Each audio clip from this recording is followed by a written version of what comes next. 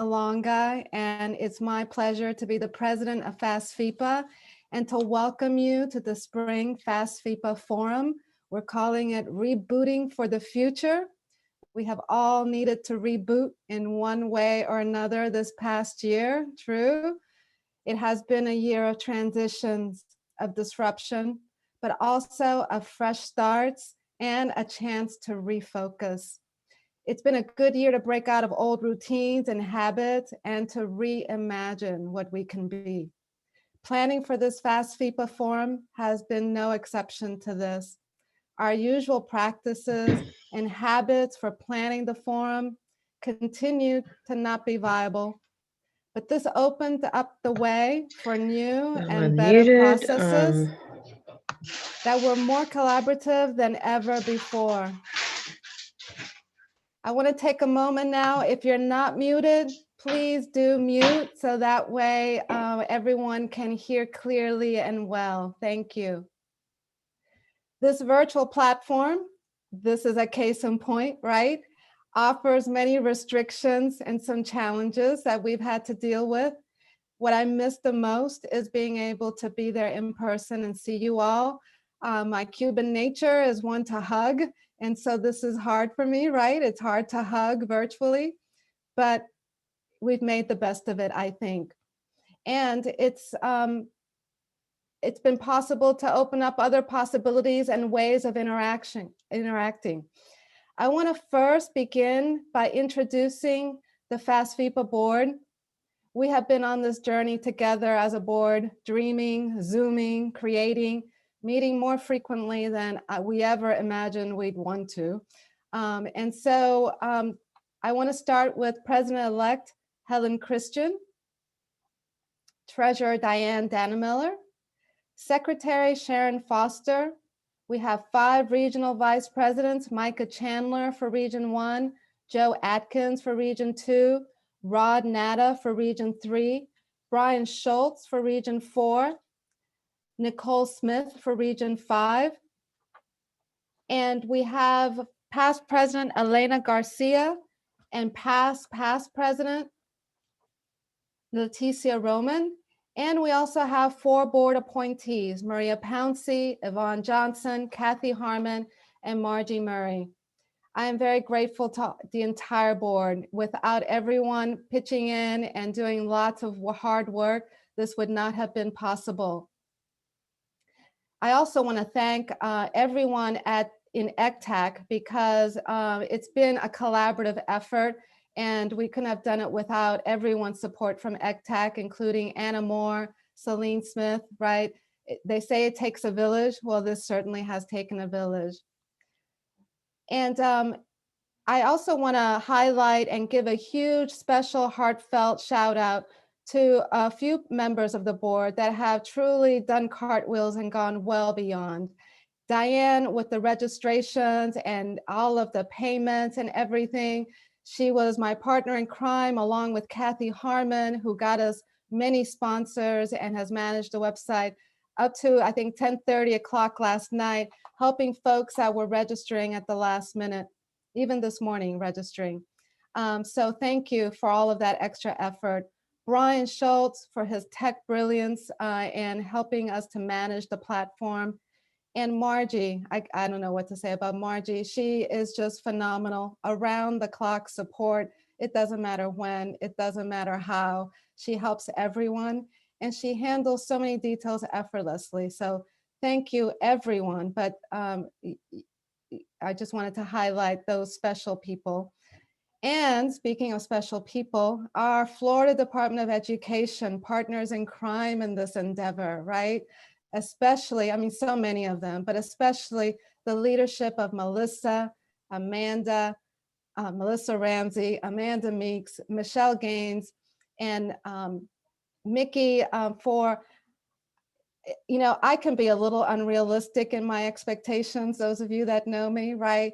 And it is just not often in my life that others want to do more and get things done sooner than I am expecting.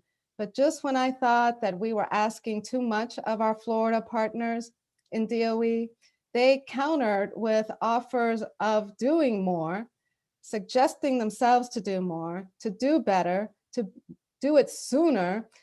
So it's just been fabulous. They have led the staff at DOE to provide quite a number of sample documents, guidance, resources. You've all seen them, right? We've been emailing them to you. It's posted in Sims.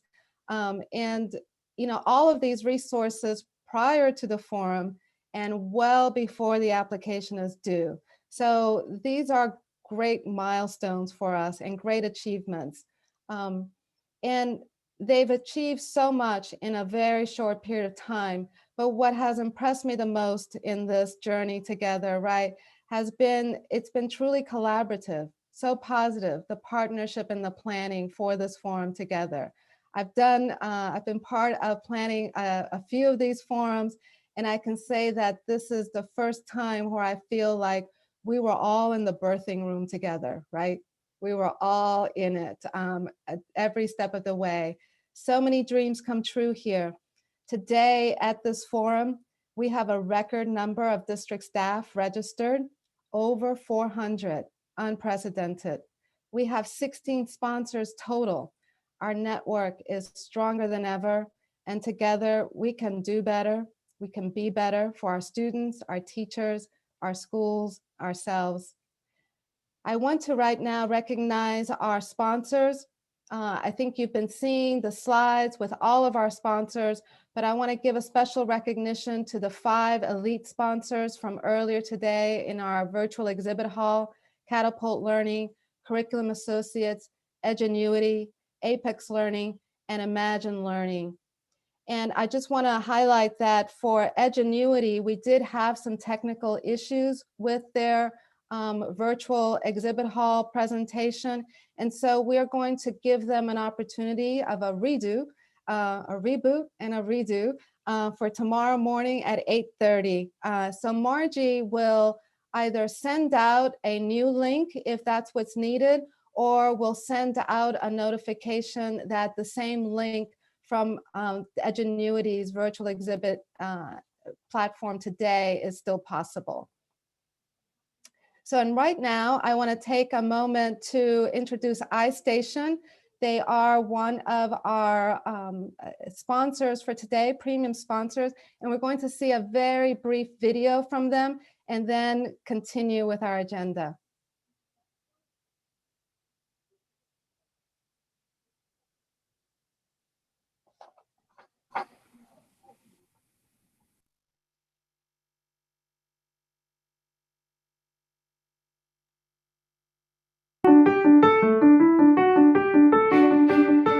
Our trend line is definitely going up. And I've used it when I taught kinder, first, second, third, and now fourth.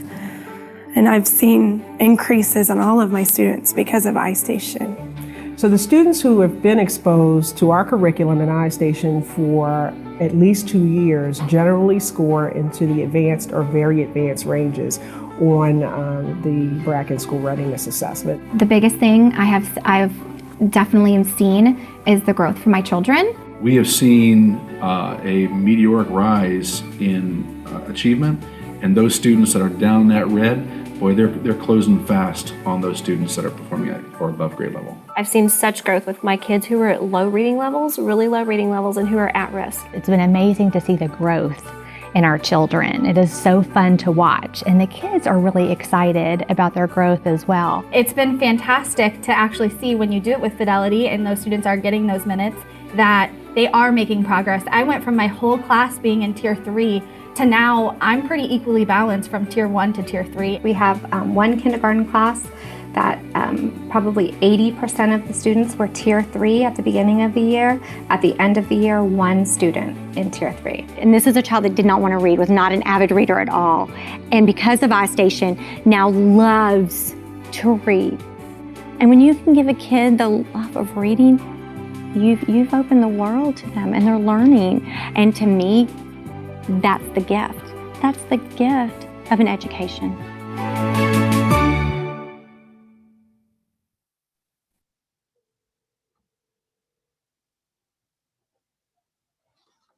Excellent. Thank you to iStation for being a sponsor of FAFSA.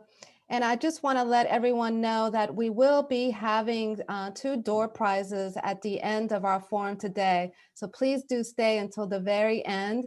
We will have a question for you, and the first 2 people to answer them correctly at the end will win a gift card. And so stay tuned till the very end. After our second sponsor video from FEV, we will do that prize drawing. So stay tuned and stay alert. So our sponsors are ensuring that no matter what else happens, we have funds to continue scholarships next year. And speaking of scholarships, I want to let you know that the FAFSA board, led by our scholarships committee chair, Joe Atkins, has made a number of improvements to the scoring rubric, the timeline, the submission process for our FAFSA scholarships. And Joe's going to be sharing with you that information on Thursday morning as part of our general session. So look forward to that. And speaking of Joe Atkins, we do have 2 vice president positions that are up for election at the end of this year, Region 2, Joe, and Region 4, Brian Schultz. So we will be hosting a separate FAFSA members business meeting on May 14th. So save that date if you're a member to conduct these elections. And that way we don't disrupt our forum right now, since the forum is very early this year. So stay tuned for that meeting invitation for that business meeting. So what's on the agenda for today? I'm sure you've looked at it already, but we have 3 powerful presentations from 3 super amazing women and leaders, Noelle Ellerson, Melissa Ramsey, and Tammy Duncan. And I understand that we have a special guest appearance from Chancellor Jacob Oliva, who will join Melissa Ramsey as part of their presentation. So awesome to have you on board. Chancellor Oliva has been a long supporter of FAFSA, and I remember a prior FAFSA forum where he was helping to decorate and pass out cupcakes of celebration. So it's wonderful to have you back. I'm sorry we don't have cupcakes this time, but it's great to have you. And so while we've made a number of changes to the forum, one tradition of the forum stays true, and that is getting the best DC federal programs update from Noelle Ellerson. If you don't know her yet, Noelle is the Associate Executive Director, Advocacy and Governance for the School Superintendents Association. She's a fast talker. She's also a toddler jugging fitness enthusiast, just as much as she is a public education advocate. Her witty sense of humor is what I have really enjoyed the most. She shared with us her Twitter account to follow her on Twitter a few forums ago, and I took her up on it a couple of years ago, and it really has been a delight. Her tweets always bring a smile to my face, especially the ones of her son, Henry, doing all sorts of things like emptying out cabinets and such. So it's very informative Twitter account, don't get me wrong, but it's also kind of fun to watch Henry growing up. So thank you, Noelle, for that. And thank you for taking the time to join us here at FAFSA and to be a part of our FAFSA Spring Forum. We always learn so much from you, and I know you're going to make us smile today too. So take it away, Noelle. Sounds great. Thank you for such a generous introduction, Maria. I'm going to go ahead and share my slides, and I'll send these along to Margie afterwards. If you have questions as I go through the presentation, drop them in the chat. I'm monitoring the chat in real time. We'll have time for Q&A at the end, but lately I've been doing better when I answer them as they go along. So just drop your questions in the chat and we'll flow through that way. So I'm Noelle Ellerson with AASA, the School Superintendents Association, and in that work, I have a team of 3, myself, and then Chris Rogers and Sasha Podolsky, who are tasked with the work of representing the nation's public school superintendents in federal advocacy discussions. And through that work, we've come to partner with NUFIPA and FAFSA and other state affiliates, because at the end of the day, the superintendents we support rely on the programs that you all run. So it's an obvious and easy collaboration. So always appreciative of the opportunity to visit with you all. I always appreciate in particular this winter visit, because it's nice to get down to Florida away from we have snow on the ground here in Virginia, so we'll always take an in-person meeting, and I look forward to returning in person soon. But with that, I'm going to start my presentation and hope that you find it helpful. So I wouldn't be doing my job if I didn't tell you what we're about to jump into. We're going to start with the 2020 elections, because while that was 4 months ago, so much of what happened after those elections is laying the foundation for what's going on right now and what we can expect for the next 2 years, this congressional term and the first 2 years of the Biden administration. So much of what is done in these 2 years will set the tone for how people campaign in that midterm election, which could have consequences in the House, depending on how partisan things get, and could be a play in the Senate. And I think actually it's probably more at play in the Senate, because that margin over there is razor thin. I'll get to that in a moment. Actually, you could say that margin is non-existent, but that's a separate conversation. We have the COVID relief packages. We're going to whip through all 5 of those and start to talk about what's going on in the 6th one that's being voted on in the House today, actually. We'll talk about the Biden administration, our priorities for the Biden administration, and then focus on some particular policy provisions that we're engaged in, both in the context of COVID as well as just general priorities overall. So that 2020 election was so on brand for 2020. It wasn't enough to have a super partisan, hyper political, very contentious election. It carried on into 2021. It was so extra, it carried into the next calendar year. At the end of the election, we have Democrats at the White House, House and Senate. So we have a trifecta of Democratic leadership. Now, traditionally, when you see the president, you see the president's party do better down ballot than happened this year. So in fact, while Biden did carry the White House, Democrats actually lost seats in the House. Their majority shrunk. They still hold the majority, but Republicans actually picked up seats, which should help them feel a little bit more empowered to push back on Democrat priorities and or push their own agenda. The big drama played out in the Senate. Coming out of election night, the 2 previous Republican Senate seats in Georgia were up, and their state laws require that the individual win by a majority, not just a plurality. And since none of the candidates had won a majority, they did a runoff, and the top remaining candidates went into another round. And at the end of the night, quite honestly, the fact that they had forced into runoff was seen as a positive sign for Democrats. And coming out of Georgia, there was some conjecture that, you know what, it's not likely that they'll pick up both. They'll probably pick up one, but, that'll be good. That'll be a progress for the Democrats to have picked up a Democratic Senate seat in a historically red state down south, but bracing for the fact that we were likely going to look at another Republican majority.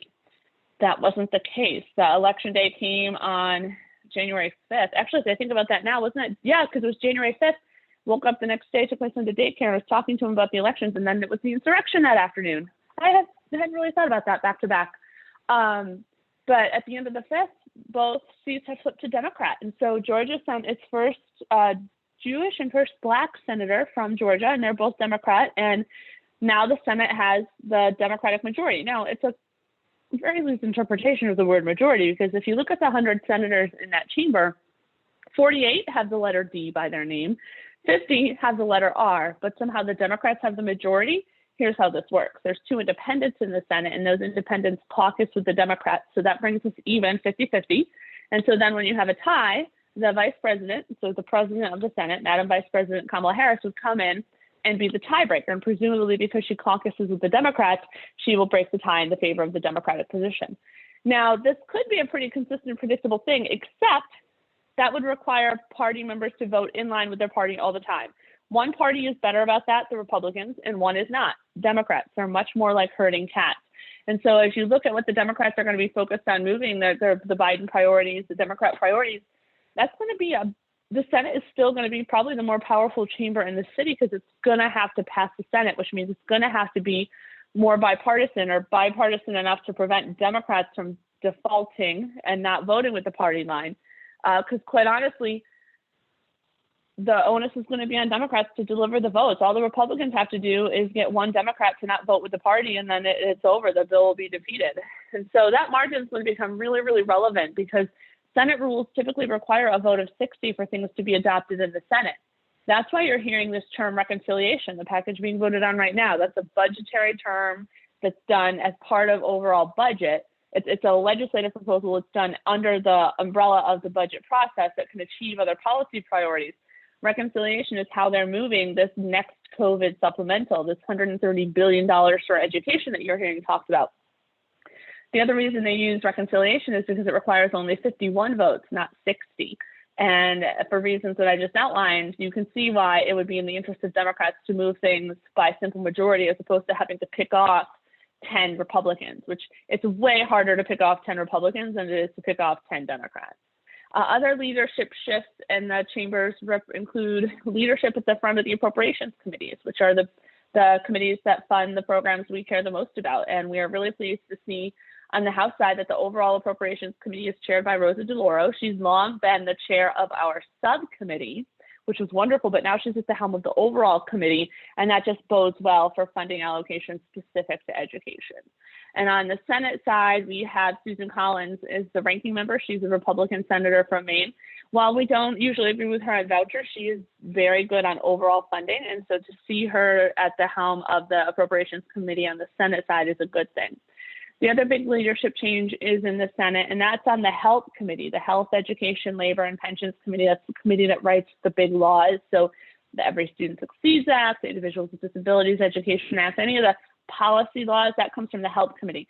That's the committee that was previously chaired by former Chairman Lamar Alexander out of Tennessee and Ranking Member Patty Murray out of Washington. Well, that's now Madam Chair Patty Murray out of Washington, first female chair of the Senate Health Committee. And she's joined by my now ranking member, Richard Burr, out of North Carolina. And we really like what we've seen out of him so far. Really, all we've seen is the way he handled the questions he posed to Dr. Cardona in his confirmation hearing.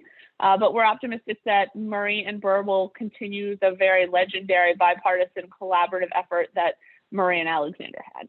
So we'll see. Okay.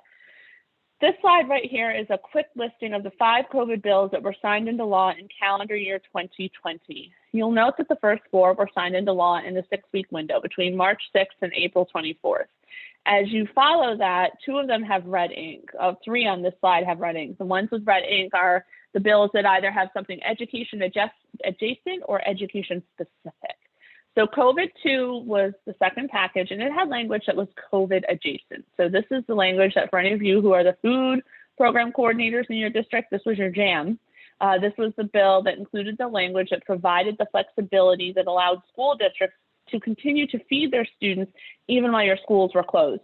And without hesitation, I would say that this is a case study in very sound policy that moved through very expeditiously, that was interpreted very efficiently and appropriately by the agency of jurisdiction, in this instance, the Department of Agriculture, and then was rolled out almost flawlessly. I mean, this is a case study example of public policy serving the good. I mean, I say these geeky things, but if I had to give 5 stars to a specific policy provision that just did well from conception to implementation, it was this round of the flexibility for school nutrition, because the way it was rolled out by USDA allowed it to hit the ground running, and you guys at the local level did great work to ensure that students were able to remain fed. And good policy is the foundation for good work. And then the other policy adjacent provision in COVID-2, or education adjacent provision, was the mandate around paid leave. Now, AASA does not oppose paid leave, but get how unfair this provision was. So this law mandated paid leave for all employers, public and private. That's cool, that's fair, that seems fair, except it then provided a tax mechanism that would pay for the paid leave for private employers, but not public employers. So that meant the paid leave mandate was an unfunded mandate for school districts. So moving forward, as it became clear that there was an interest in continuing paid leave, our ask was that you either not mandate it, or preferably you mandate it, but you make sure it's available to all employers to get that tax mechanism to get it paid for. More on that later. Now, the other 2 bills on here with red ink are COVID-3 and COVID-5, and those are the broader packages with broader COVID relief that included education-specific funding. COVID-3 and COVID-5, the education-specific funding is what you hear us referring to when we say CARES 1 and CARES 2. So in COVID-3, that was just over $13 billion to K-12 education. In COVID-5 or CARES 2, this is the $58 billion that is available to K-12.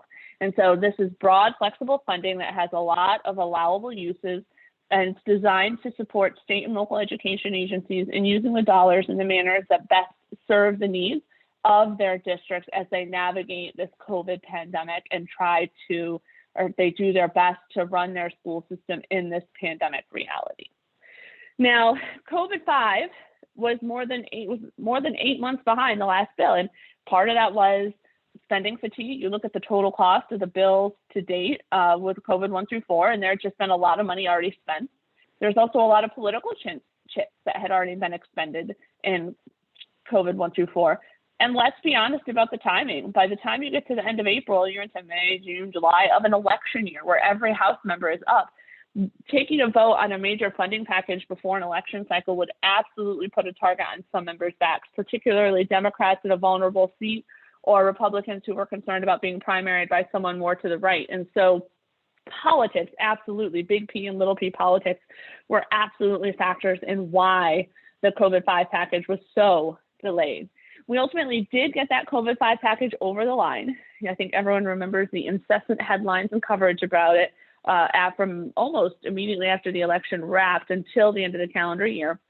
And I think you'll recall that the appropriations package, the emergency funding, had to move in tandem with the regular funding bill because Congress did not complete its work to fund the government on time. They had been using a continuing resolution from October 1st until December. And so those packages were moved in tandem, the bill to fund the government to avoid a shutdown and the emergency supplemental.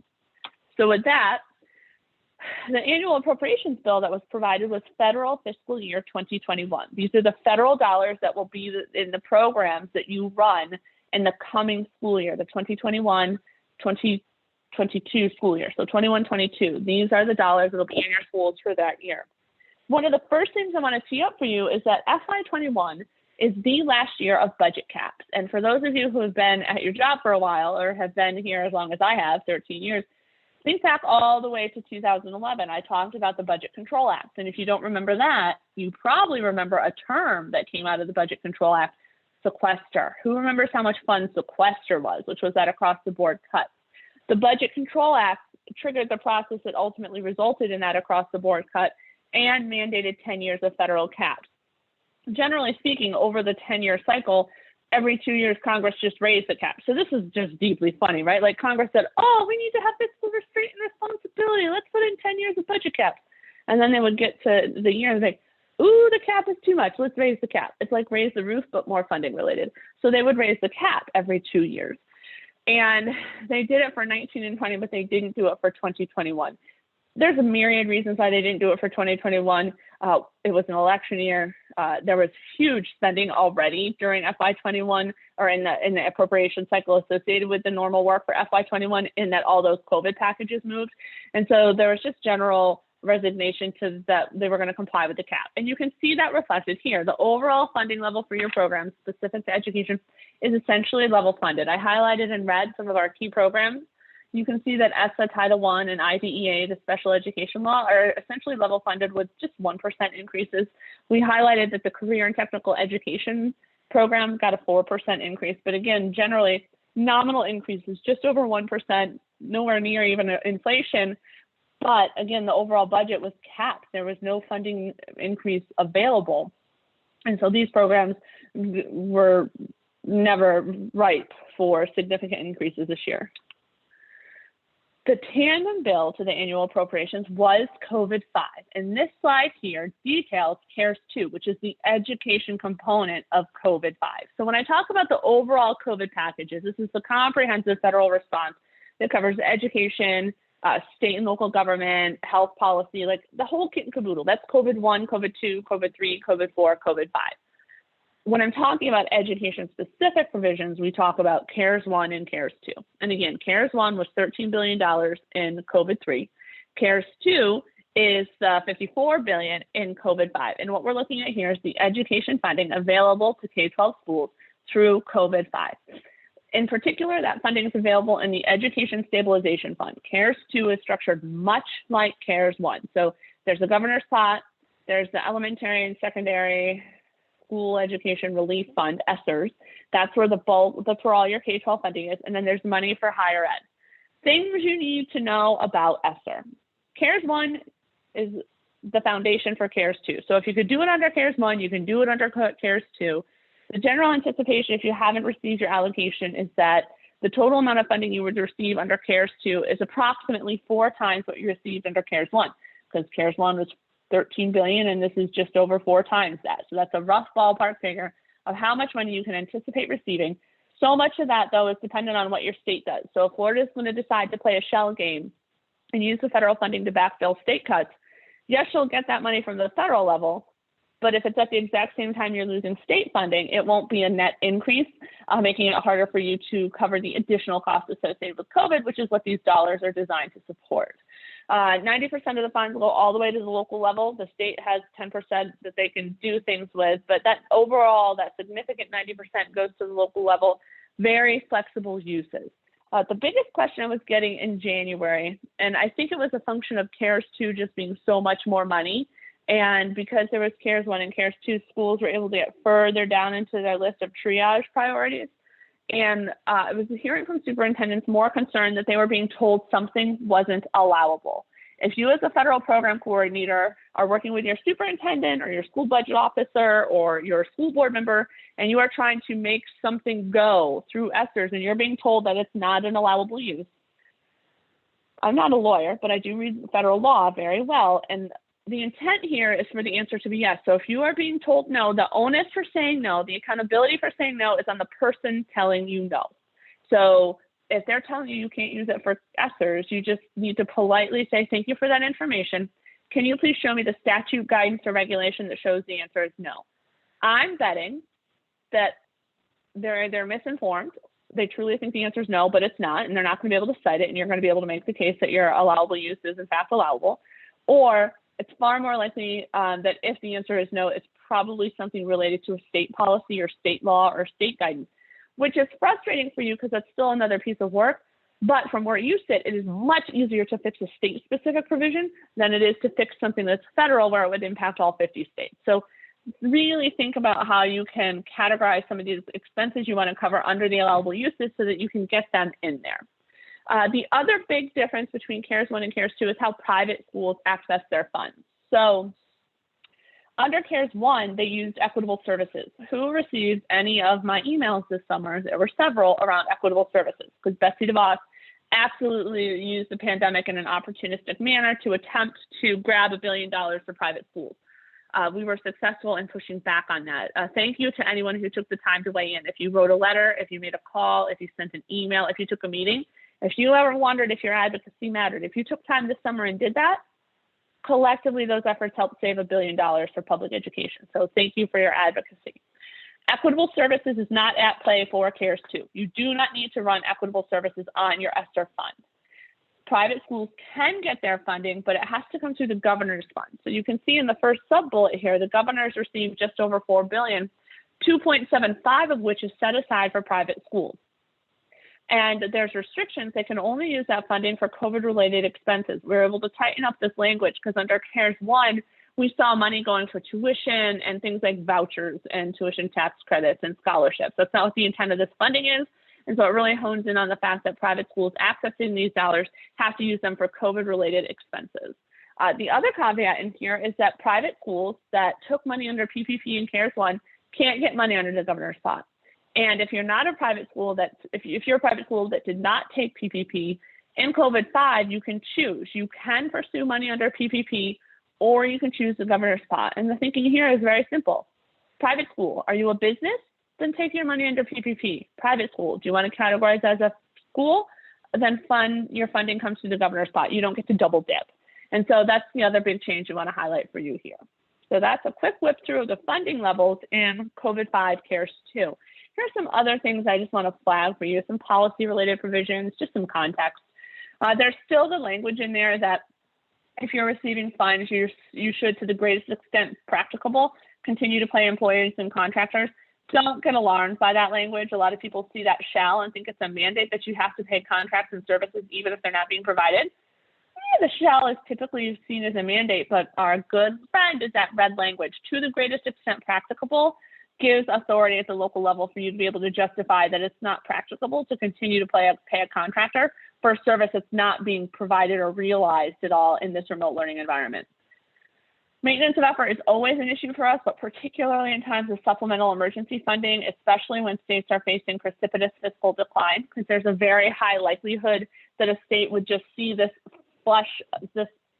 stash of cash coming in and say, well, this is a great way to help provide some relief to an overall budgetary pressure situation.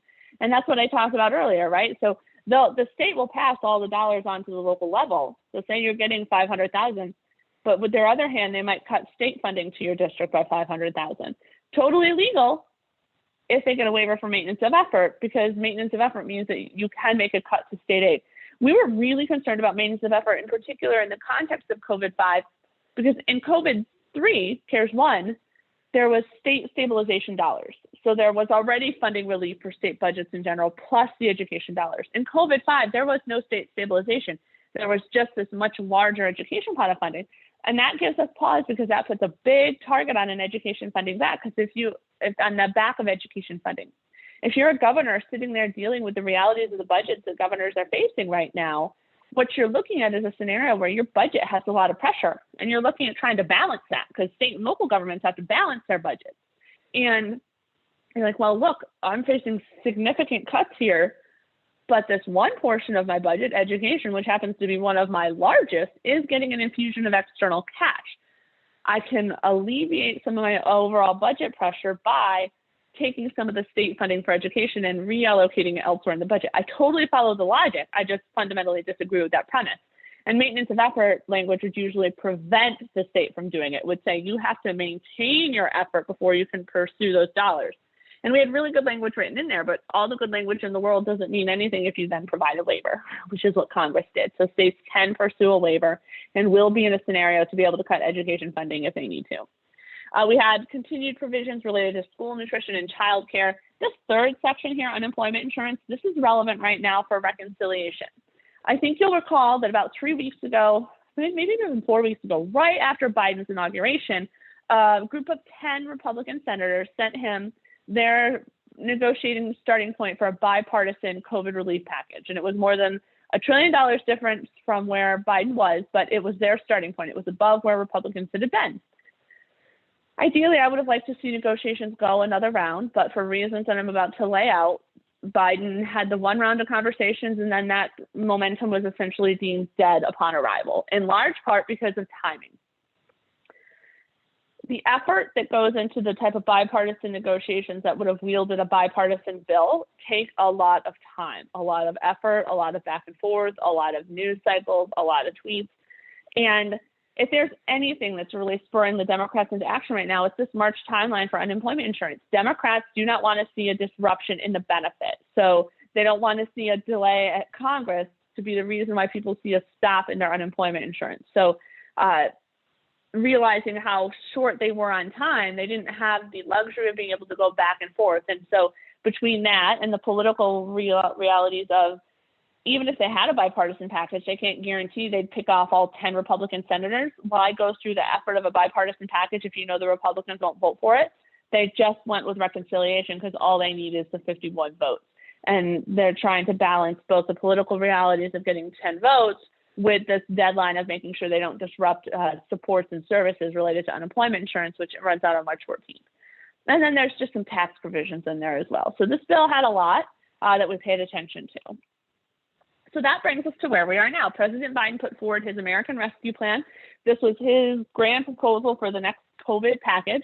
This mirrors very closely with what the House is voting on today, their reconciliation package. Again, I need you to be familiar with the word reconciliation. It is something that's going to be relevant for probably the next most likely the next 2 years. So here's what you need to know in a nutshell about reconciliation. It's as arcane and obtuse a word as sequester. And remember how much fun that ended up being? Reconciliation is just as equally scintillating. It is a process that is under the umbrella of federal budget, and essentially the budget committee issues reconciliation instructions to committees to help realize a stated budget reality. So that could be, you need to realize a savings of this much, or you need to realize an expenditure of this much. And in this instance, it's essentially an expenditure. They're trying to identify spending on reconciliation for a COVID response. And so they're using reconciliation, and you need to be familiar with it, because while you only get one shot at reconciliation per budget year, there are 3 years that the Biden administration will have a bite at in his first 2 years of his presidential term. And here's why. Federal fiscal year 21 started on October 1st, but President Trump did not use reconciliation already. So it still remains for the 21 years. So he is applying it, President Biden is applying reconciliation to FY21. FY22 budget process typically starts this month in February. President Biden will be able to issue reconciliation instructions again for FY22. And in early 2022, we will start the budget process for FY23, and President Biden could exercise reconciliation instructions again there. That is 3 bites at major policy priorities through the reconciliation process. Relevant, again, because it's going to help with the very tight political calculus with that 50-50 vote split and the very partisan nature of some of these things. You can see that COVID-1, the reconciliation package 1 is being used for COVID relief. Other areas we've seen with conjecture related to what topics might be moved in Reconciliation 2 and Reconciliation 3, an infrastructure bill, the Democrats' response to the Tax Cuts and Jobs Act, so repealing some of the more onerous provisions of that deficit finance tax bill from 2017, the environmental priorities. There's a bunch of policy things that they might try to move during reconciliation, but reconciliation is probably something you're going to hear about pretty consistently for each of the next 2 years. So this slide is just a rundown of what's going on. Elena, I see your conversation, your question about maintenance of effort. Oh, let's see here. Oh, Margie, who else, Margie? Margie, can you give me an indication? I just saw the sign about waiting for people in the waiting room. Am I good to continue? Oh, never mind. Brian did it. Okay. Michael is asking a question. Will the school nutrition services only allow food service providers to be funded? Okay, Michael, I'm going to need that question in a side email. I don't know that one off the top of my head. So let me go ahead and put my email in this chat box. Email me this and I will get with Chris on my staff who actually handles the day-to-day on school nutrition, and I will follow up with you. So here's my email. That came from Michael Kilt, and just shoot me an email. We'll get on this today. And then the next question I had from Elena was related, can you elaborate on the least at the proportional levels under the state maintenance of efforts? I'm going to roll back to that slide. And what Elena is asking about here is that states shall provide at least the proportional level. So this is actually language we negotiated on pretty quickly, because it's not that we are opposed to states making budget cuts. We understand that states will have to make budget cuts. That's the reality of making your budget balanced. Things sometimes have to be cut. What we wanted to prevent against, and what the aim of this type of language is to ensure that education is not cut proportionally, right? So say the budget needs to be cut overall by 10%. You can't cut education by 20% and then protect criminal justice and fund your police, right? It's the idea that you have to make cuts proportional. Now, that's particularly salient for something in education, because even in maintaining proportional cuts, because education is such a large portion of a state operating budget, it'll still be a very large dollar number. But the idea of that language is that you maintain the proportionality, and that all pieces of the budget contribute to providing the fiscal relief necessary in a scenario where you had cuts to make. I hope that helps. Okay, back to our regularly scheduled programming. Some wonky provisions that are in the reconciliation package. There's maintenance of effort, but there's also maintenance of equity. I'm going to spend a little bit more time on maintenance of equity than I have been, because this could be potentially catastrophic. This is language that's essentially the foot in the door to codify the supplement not supplant regs that the Obama administration tried to move just after the Every Student Succeeds Act was signed into law. And for those of you who were around back then and following me on that geeky issue, essentially supplement not supplant, it sounds a lot like maintenance of effort, right? It basically is a stopgap to say that, hey, states, you get these federal dollars, and as you allocate them, or districts have to demonstrate supplement, not supplant. You have to demonstrate that you're allocating your dollars in such a way that you are blind as to whether or not a given school in your district gets Title I. So essentially, if I'm a superintendent of District A and I have 1, 2, 3 schools, but only school 1 gets Title I can't say, okay, well, school 1, you're getting $50,000 in Title I, so I'm going to give you $50,000 less of local dollars. You can't do that. It's the same function of ensuring that these federal dollars are in addition to and not in place of other dollars that would otherwise be available. So we get supplement, not supplant. We understand supplement, not supplant. But in that 2016 regulatory effort, what the Obama administration wanted to do was something that would ultimately look like forced equalized spending. And that has a whole host of consequences. We were ultimately successful in pushing back on that. But it has popped its head up again here in the reconciliation bill. And it's in the House bill. We are optimistic it will fail in the Senate. But if y'all want to do something, make sure you contact your state senators in Florida and let them know that we are opposed to the inclusion of the maintenance of equity provisions. I will get better talking points because it sounds awful to say that we oppose the maintenance of equity provisions. First and foremost, I don't know if any of you have been listening to the news or heard this conversation around the Byrd rule. Senator Byrd was a former senator who implemented this technical rule, which applies only in reconciliation, that affirms the germaneness or relevance of bills. So you can't just have everything and its mother tagged onto a reconciliation bill. It actually has to have fiscal consequence. And if it doesn't have fiscal consequence, it can't go through. And so essentially the visual, which is kind of funny, is you take all your little provisions and you have to run them in the bird bath. And if it's fiscal, it'll come out. And if it's not fiscal, it won't make it through the bird bath. We're pretty optimistic that the maintenance of equity provisions won't make it through bird bath because while there is fiscal consequence, it's for local budgets, not at the federal level. So we are fairly confident in that, but fairly confident doesn't help protect public education. So we are being proactive in our effort here. I was on the phone with the Senate Democrat staff who's going to have to defend this and letting them know quite honestly where we were and letting them know how and why this won't work. But if you could let your senators know that you have concerns around the maintenance of equity provisions or just be prepared to engage on this, we're optimistic the Senate will be able to kick it out. But if it does somehow get through bird bath, our messaging on the overall package will be that we support the package, but we need the provision either struck or modified. And essentially what maintenance of equity is going to do is just going to require states and locals to demonstrate that they're spending at least as much in their high need schools as they are in their low need schools based on your median. So that's really fascinating. And what I walked to the staffer through is the current legislation as drafted would say that you would put as much priority on your schools that are at the 51st percentile as are at the 98th percentile. And we know that you don't treat those schools necessarily the same because the depths of poverty are different. And this is just some pretty poorly crafted provision that we actually think shouldn't be addressed at the federal level. But I digress. Just know that this is on the horizon and could be something we need to engage in.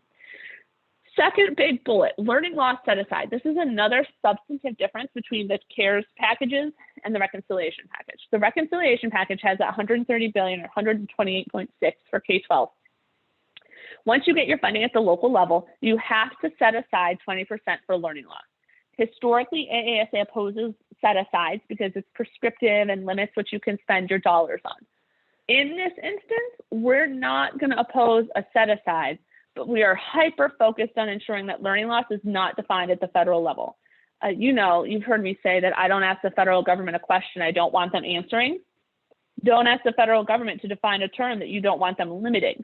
And so I do not want to see the federal government, whether through Congress or through regulations or guidance, defining learning loss. I will sit on my high horse or whatever that expression is.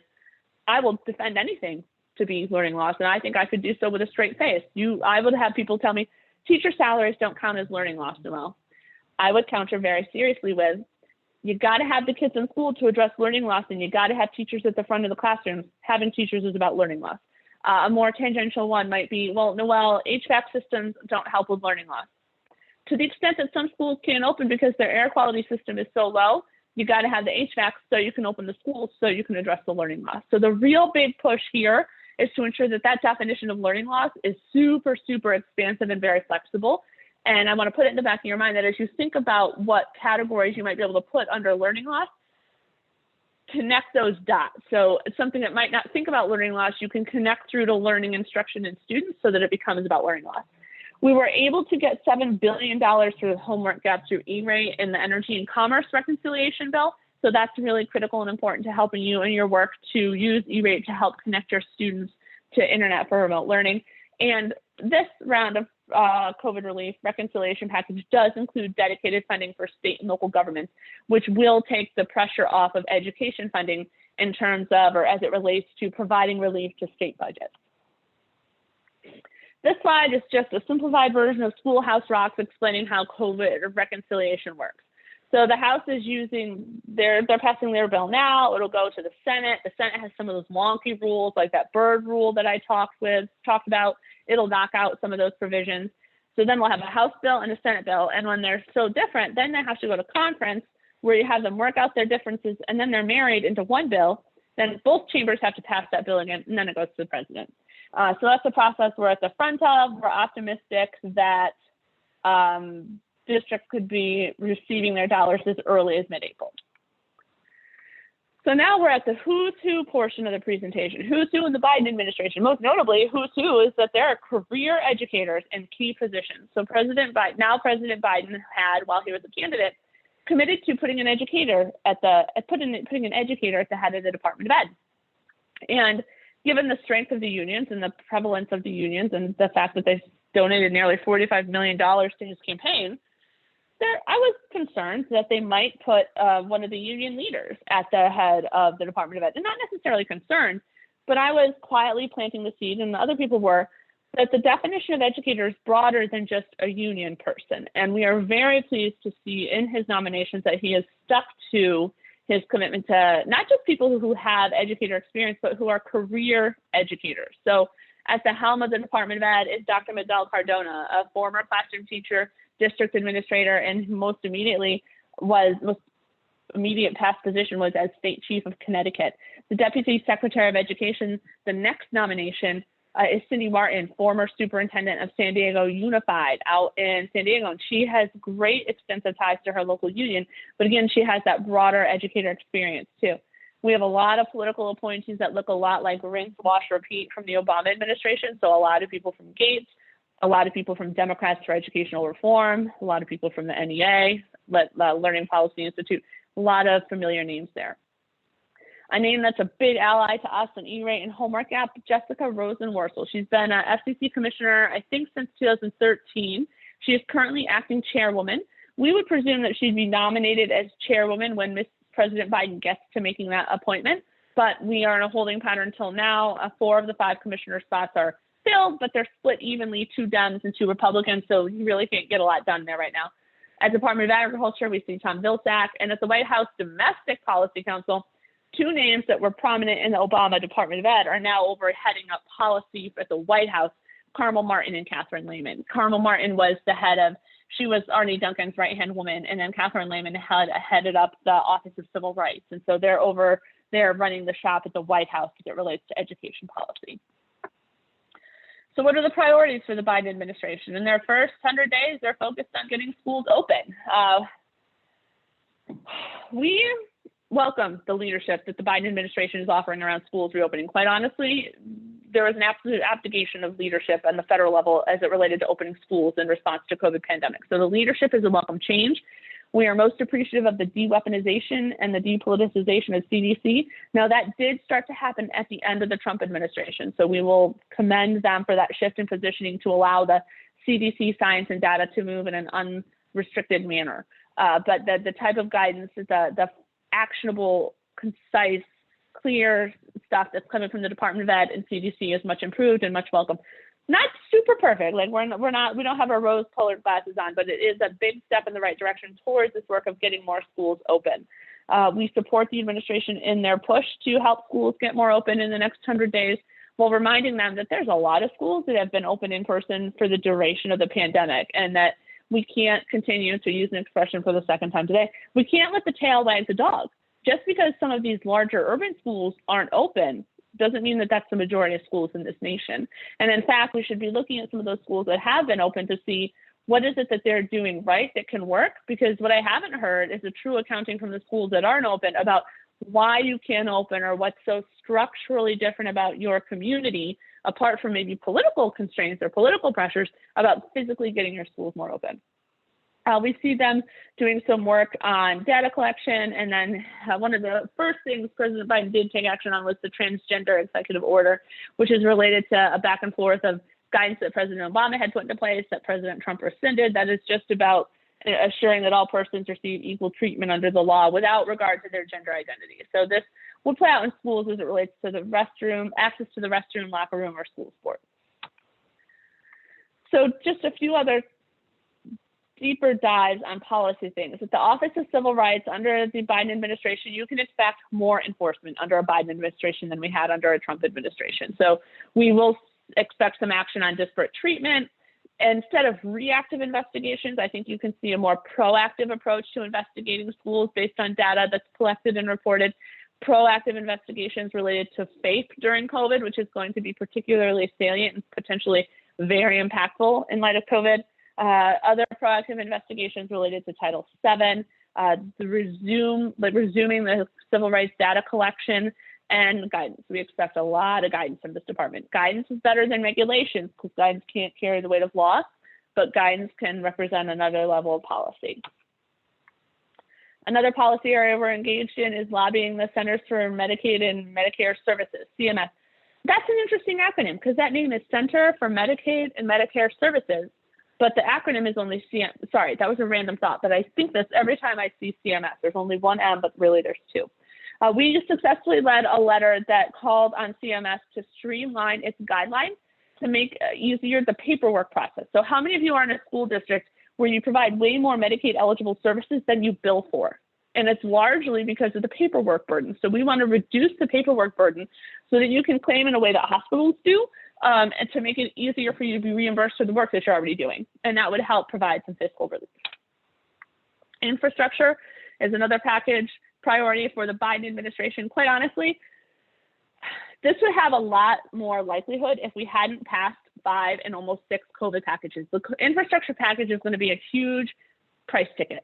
And in a year, like a calendar year where we have spent trillions of dollars in so much political collateral, the idea of so many political chips, a package like this is just huge. And so we saw a package like this move under Republican leadership for the tax bill, and they debt and deficit finance that. But there won't be a path to debt and deficit finance school infrastructure the way there was to debt and deficit finance tax cuts. So we are engaged in this package and we will support this package, but don't hold your breath because you might end up as blue as my jacket. Other guidelines coming out of the Department of Ed, continued flexibilities from the Department of Agriculture, continued flexibilities related to meal waivers and free and reduced price lunch forms, and the flexibilities you need in place to ensure that your students can be fed regardless of what shape your school opening status is in. Here is another set of regulations. Under the Trump administration, we saw some common sense regulations related to flexibility around milk, whole grains, and sodium. Basically, you can serve a flavored milk that has a little bit of fat in it. Just some meal pattern stuff that made lunch more palatable, because if the function of a school nutrition program is to get the kids fed, and if the food doesn't taste right, they don't eat it. And if they're not eating it, even if they're not eating it, even though it's healthy, a hungry kid is a hungry kid. And is it better to have them hungry, filled with something a little less full and like a little less healthy, or hungry? And so it's a little bit of balancing all of those. And we were supportive of the rescission of those prescriptive regs. And we wonder if we're going to see them put back into place a more prescriptive and limiting approach related to milk, fat, whole grains, and sodium. Okay, next slide. Okay, we've reached the end of the full content that I wanted to walk through. This is where I get to the contact information. So we have a policy blog that is the go-to page on our website. That's where we post the latest stuff. The most current information is on the top. We don't delete things as they become irrelevant. We just put the newer stuff on the top. So you really don't ever need to scroll more than 7 to 10 posts in. Our full team is on Twitter. Our Twitter handles are on the next page. And then we have an advocacy network. If you are interested in receiving our updates, just send me your email. It's one distribution list for all of them. And if you're sitting here and you're overwhelmed because I try to talk slow, but then I get so excited and you saw what happens. I don't talk slow. But very sincerely, if you're busy running a federal program and you just listen to me, I outlined a lot of things that need to be weighed in on. I outlined a lot of things that need to be fixed, and it can be overwhelming. Like, well, where do I start? Or why would I start? Does my voice matter? Well, I talked about during equitable services how your voice matters.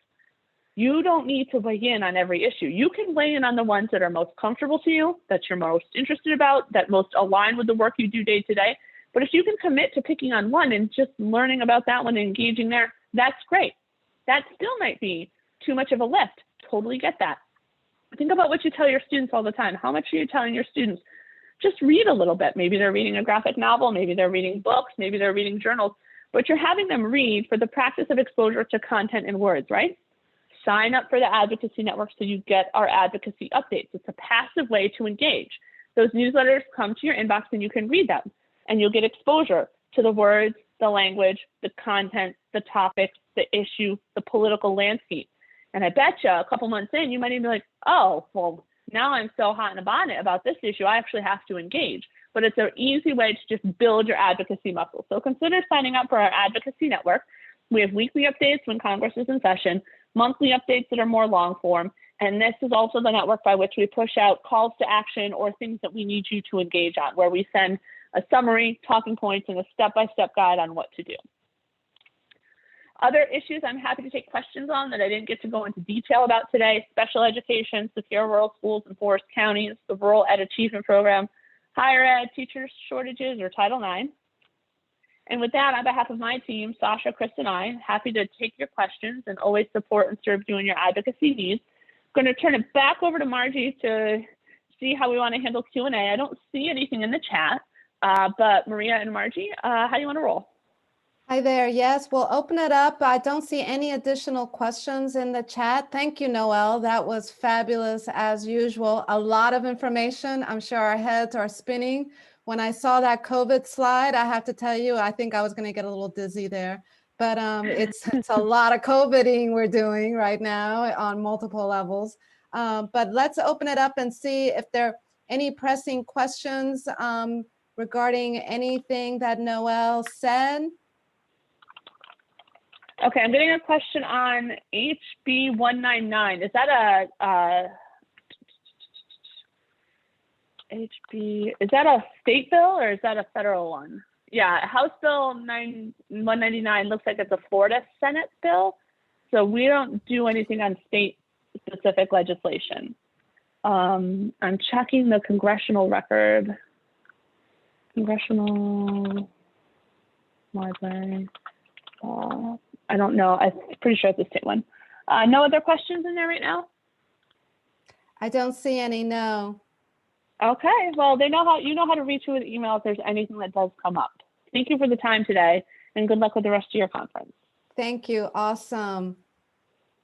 And just for some logistics, right? Her PowerPoint will be available, Kathy said in the chat, shortly. So she's working on that now. So it'll be up there today.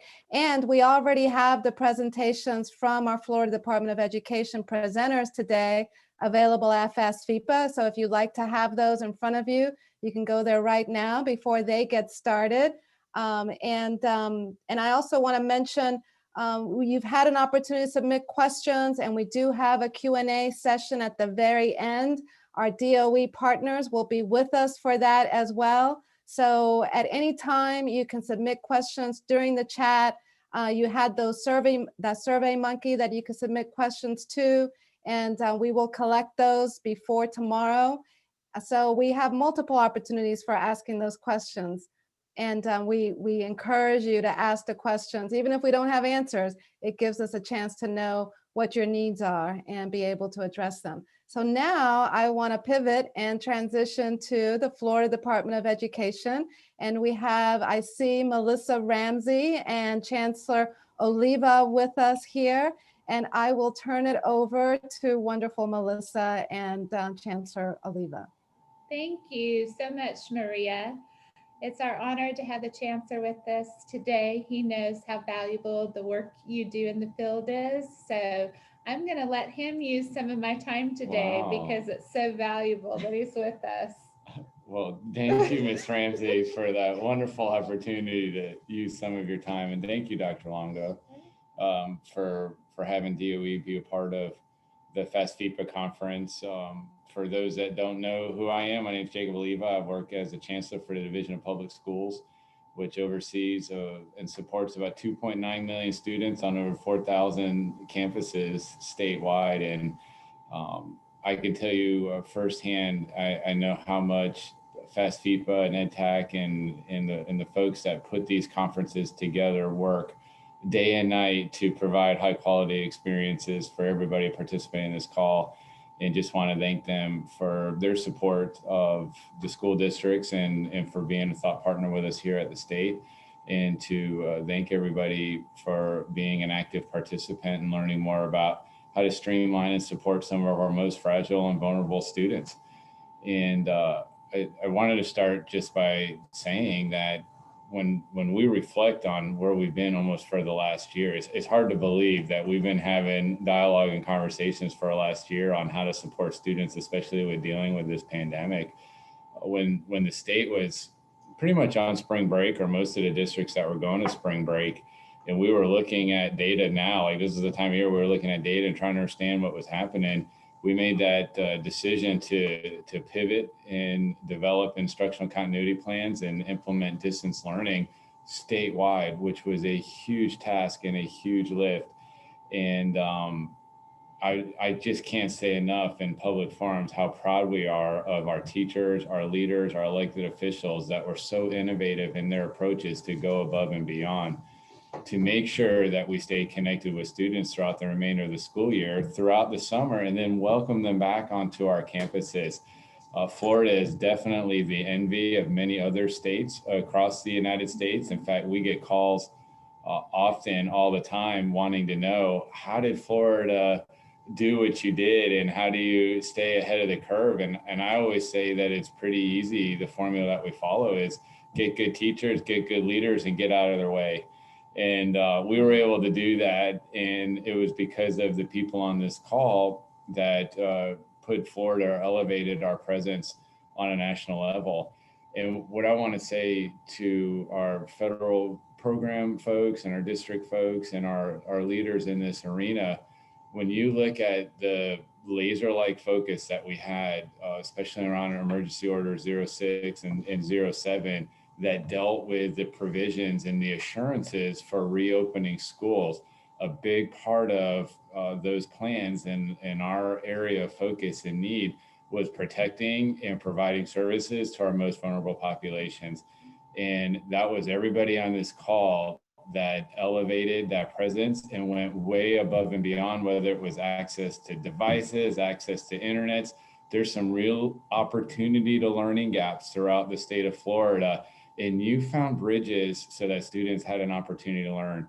And we don't oftentimes in education take enough time to celebrate or recognize and reflect on the successes that we have. And that's why when Melissa told me she was joining this call, I was like, I hope I can just come in and barge in and say that, because we hear those stories and the meals that are being provided, the access devices, the additional bus routes, the extracurricular activities.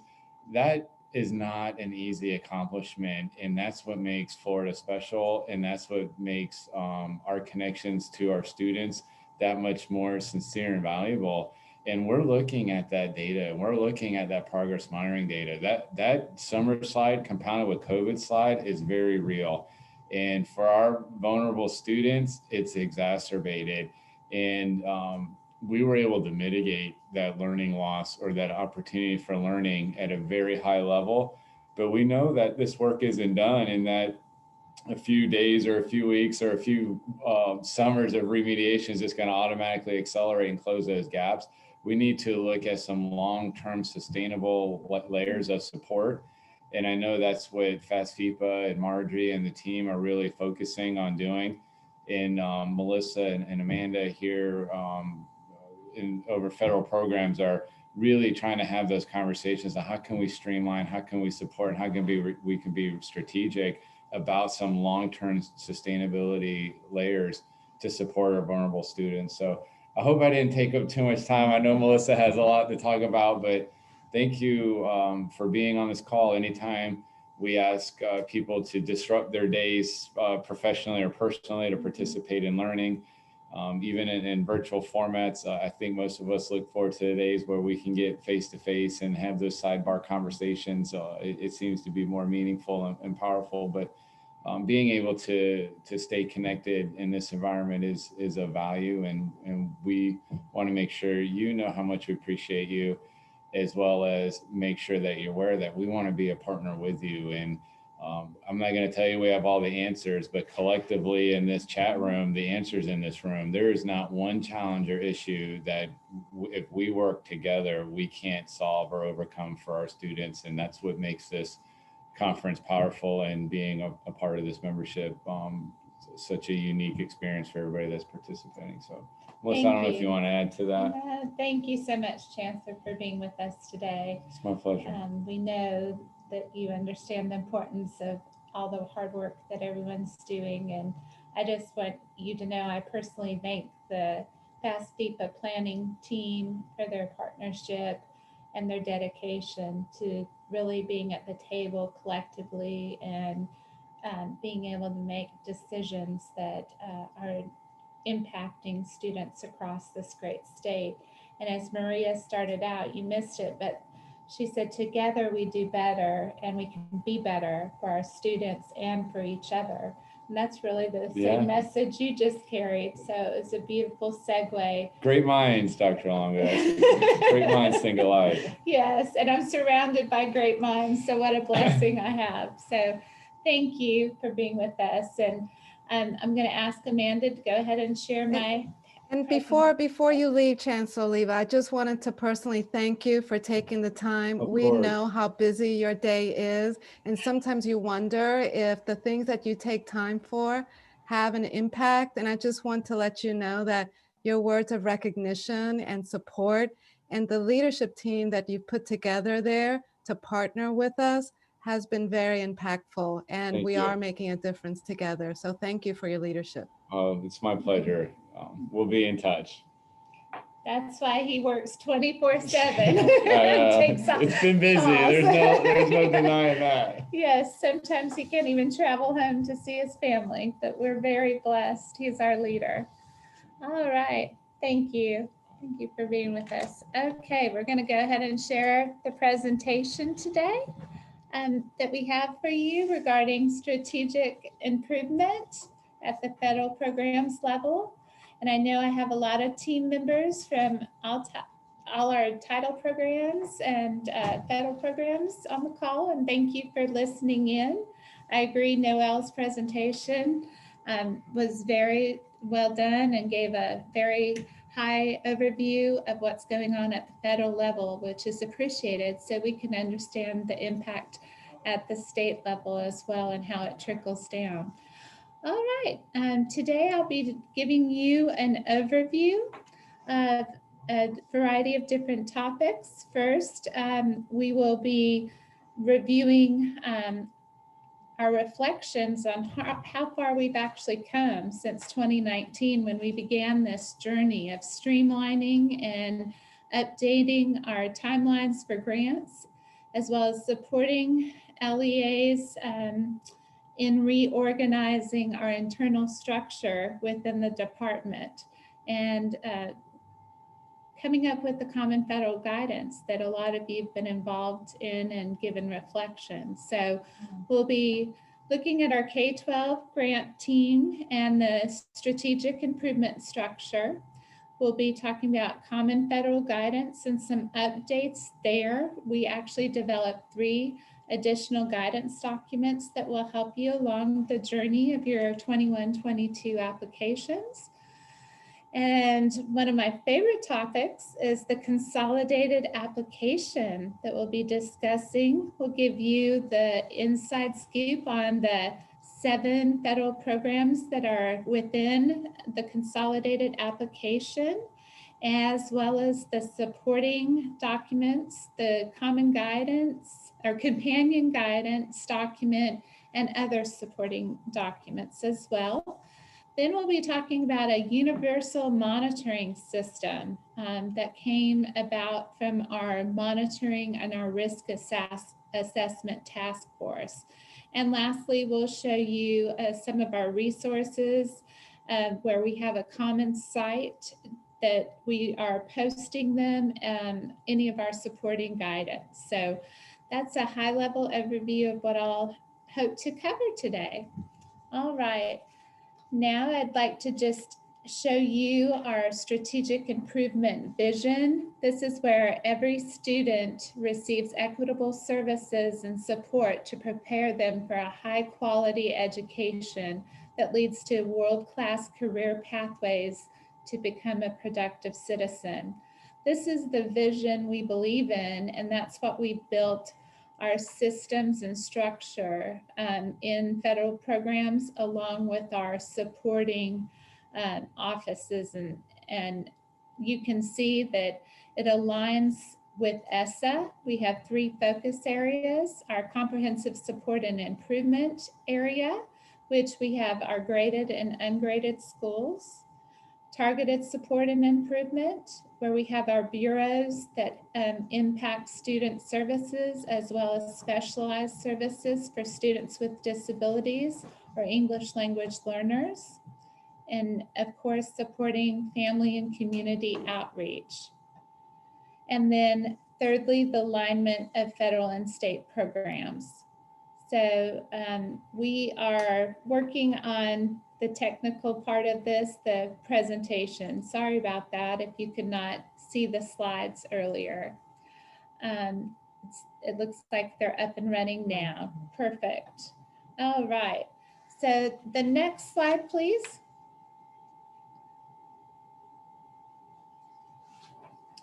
All right, and now I'd like to share some of the work that our internal grant team has accomplished.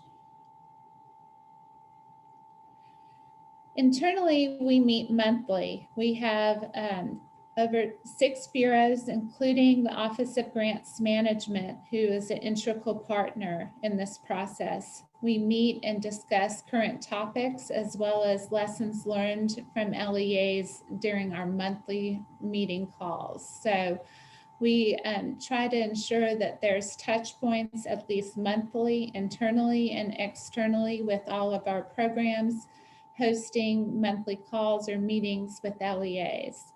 And through this process, we have ensured that there's increased collaboration and feedback, because we've seen such guided discussions on certain topic areas where we're able to impact and control change immediately.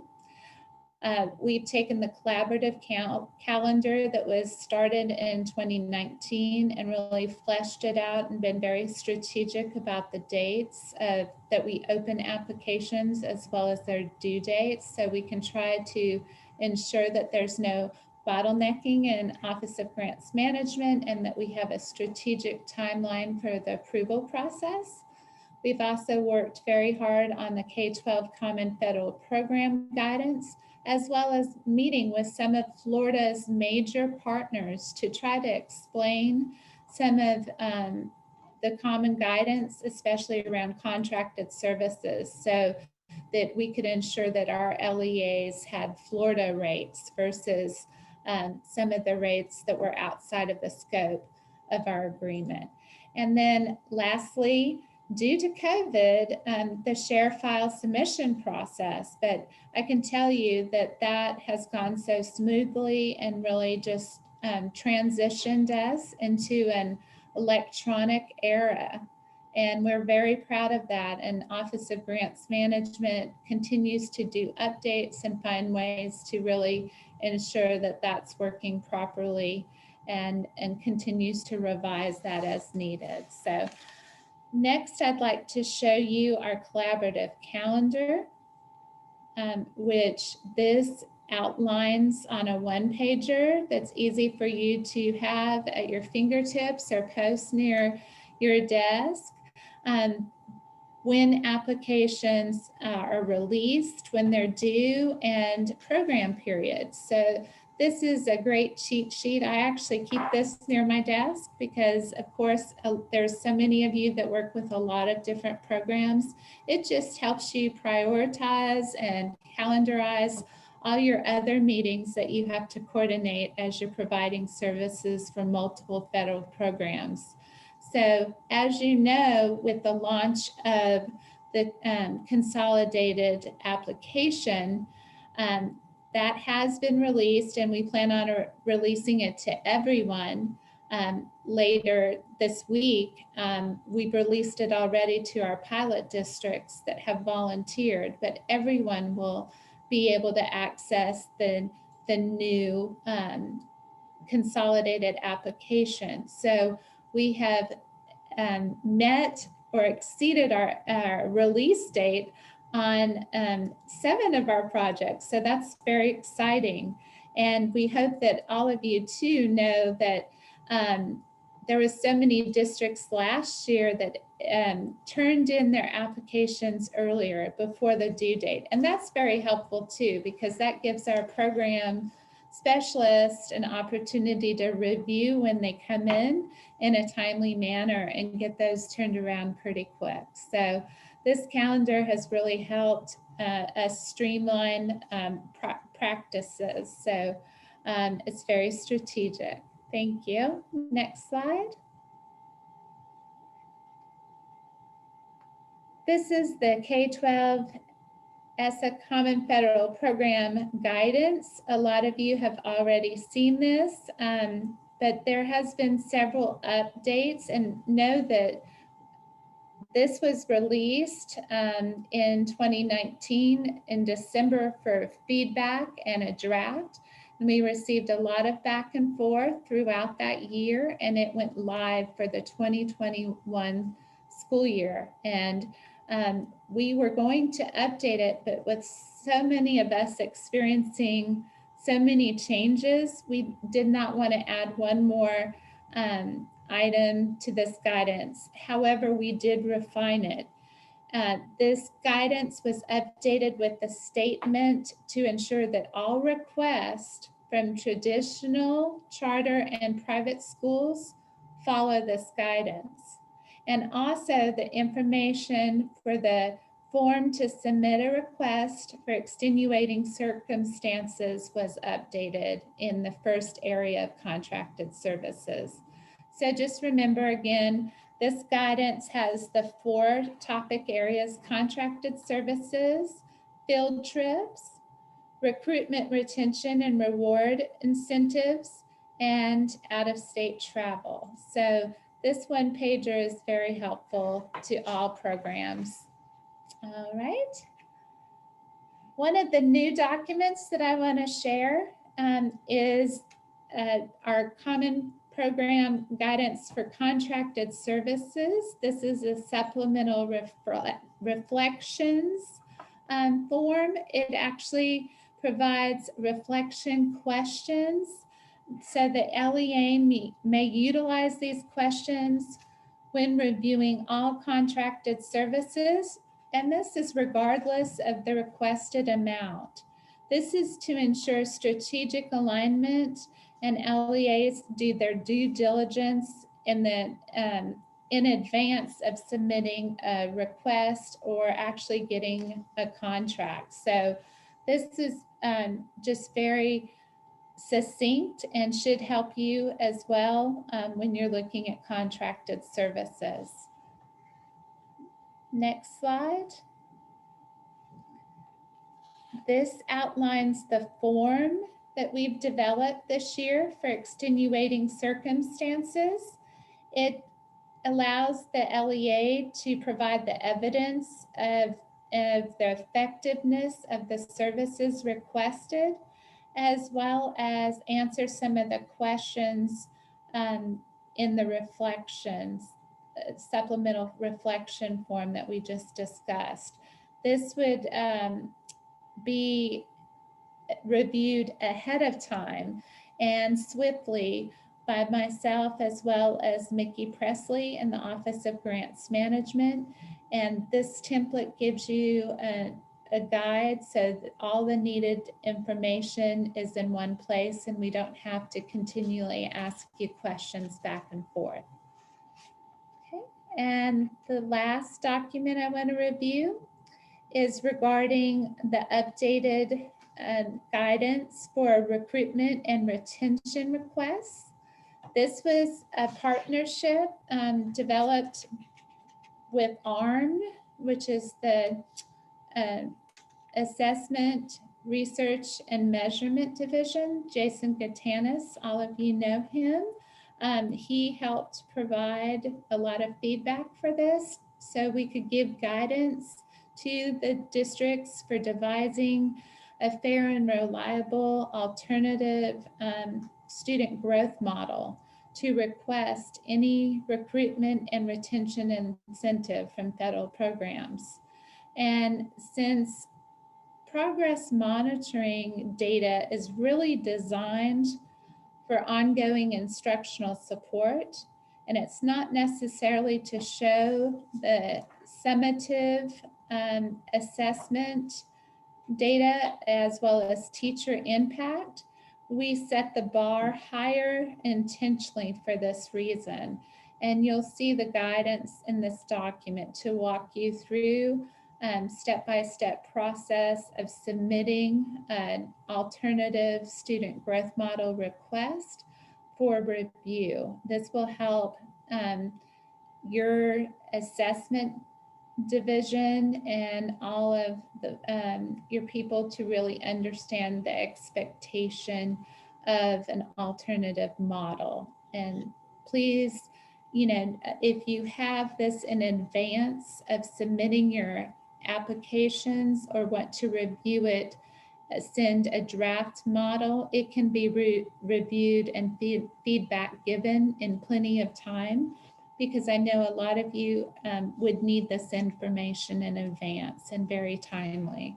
So I hope that's very helpful for the updates of our common federal program guidance. Now I'll jump in to the major project, which is the new 21-22 application. And this creation of the new federal programs application within one toolkit aligns with our strategic plan. The application has been updated to ensure that the coordination of supplemental federal funds can positively impact students and their academic performance.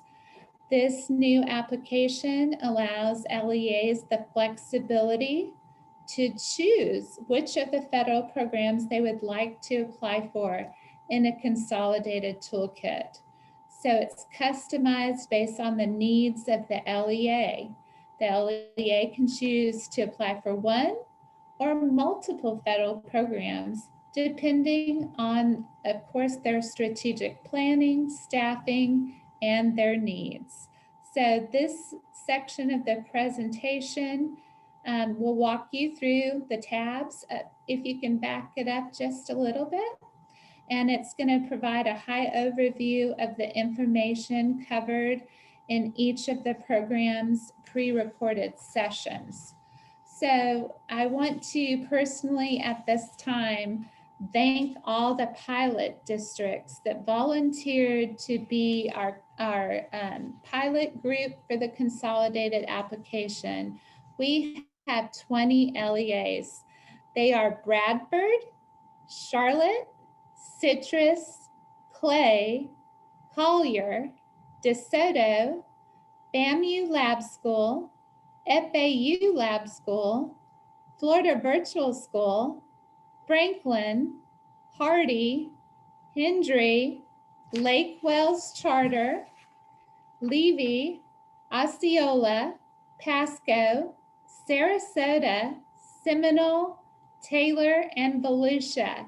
So a special thanks to all of you that volunteered to really be our partners in collecting your feedback along your journey of completing the application and interacting with all of our supplemental materials. So big shout out to you. As you see on the screen, this is the tab that is your title page. The title page allows the LEA to identify authorized users as well as provide information on the required contacts as described in each of the programs. To complete this, it's two-step. You'll be giving the fiscal contact information and completing program content information. And the one great part about this, every time I open up this application, it's my cheat sheet or my shortcut to access a program. What you do is that you'll note each program name, for example, you see on the screen now, Title I, Part A. It's typed in a yellow font. That's actually hyperlinked to your corresponding application tab.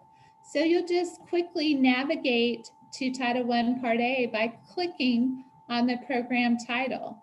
And so they're all listed there. And in the consolidated application, again, we've embedded 7 of the title programs in this application. So now we'll scroll down, and the second tab in the application is the DOE 100A. A few highlights to point out about the 100A. The name of the LEA will auto-populate from the information that was put in on the title page that we just reviewed.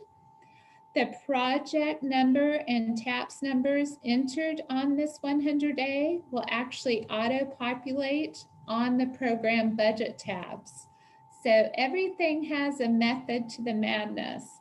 And thirdly, the electric signature that's required here for the signature agency head will only need to be gathered once for all multiple projects. So that is wonderful. And this is where the LEAs will actually type an X in the green box below for which of the projects or programs, I shouldn't say projects, which of the programs that they would like to apply for within the application.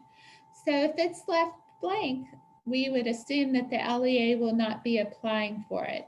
But those are the 7 programs that the LEA can apply for. Title I, Part A, Title I, Part C, Title I, Part D, Subpart 2, Title II, Part A, Title III, Part A, Title IV, Part A, and Title V, Part B, Subpart 2.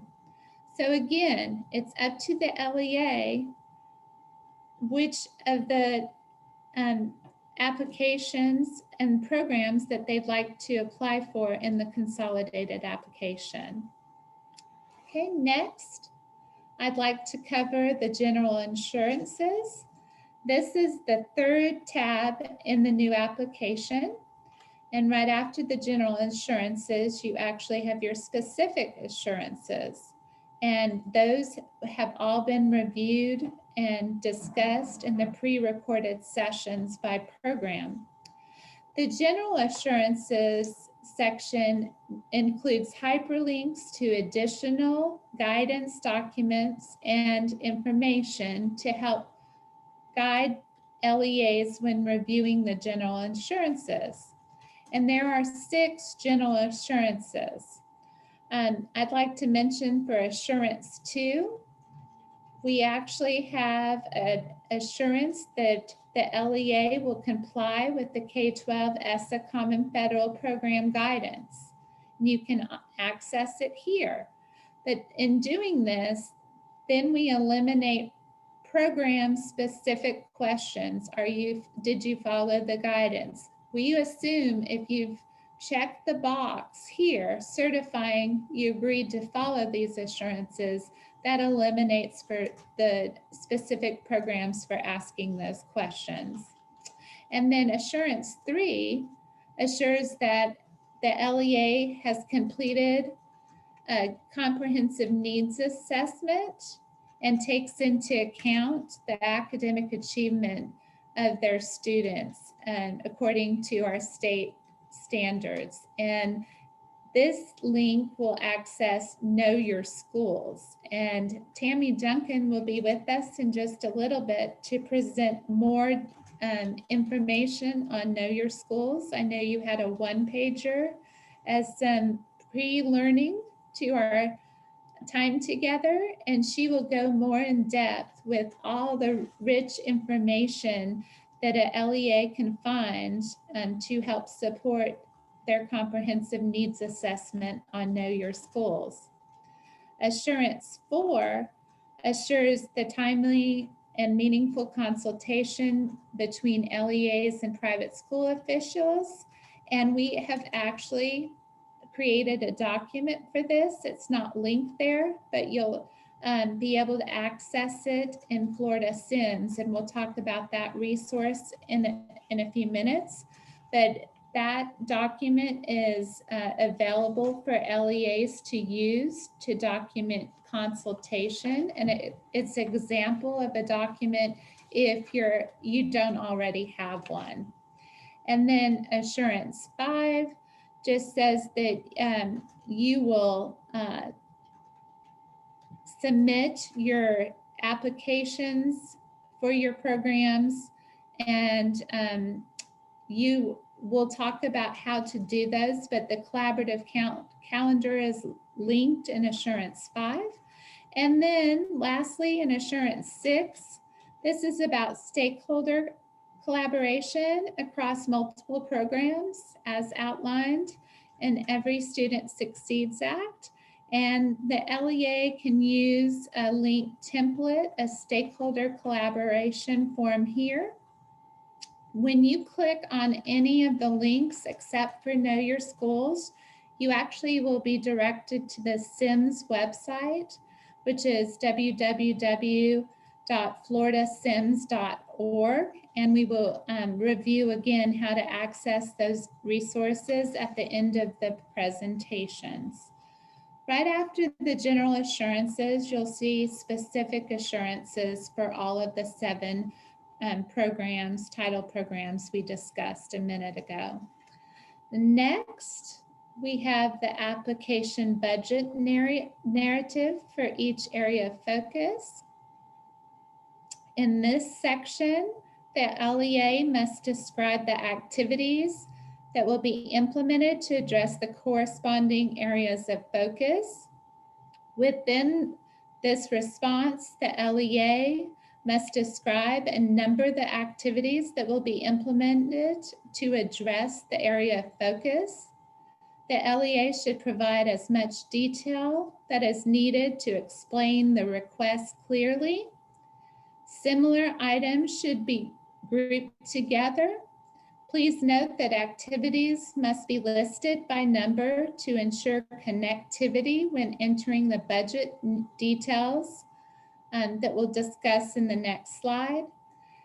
Last year, this was a new structure that was embedded only in the Title I Part A application, and it worked very well. So we used an example for the area of focus here, and that will be also embedded in the other pre-recorded sessions for the programs. But this exemplar is also an example given in the companion guide.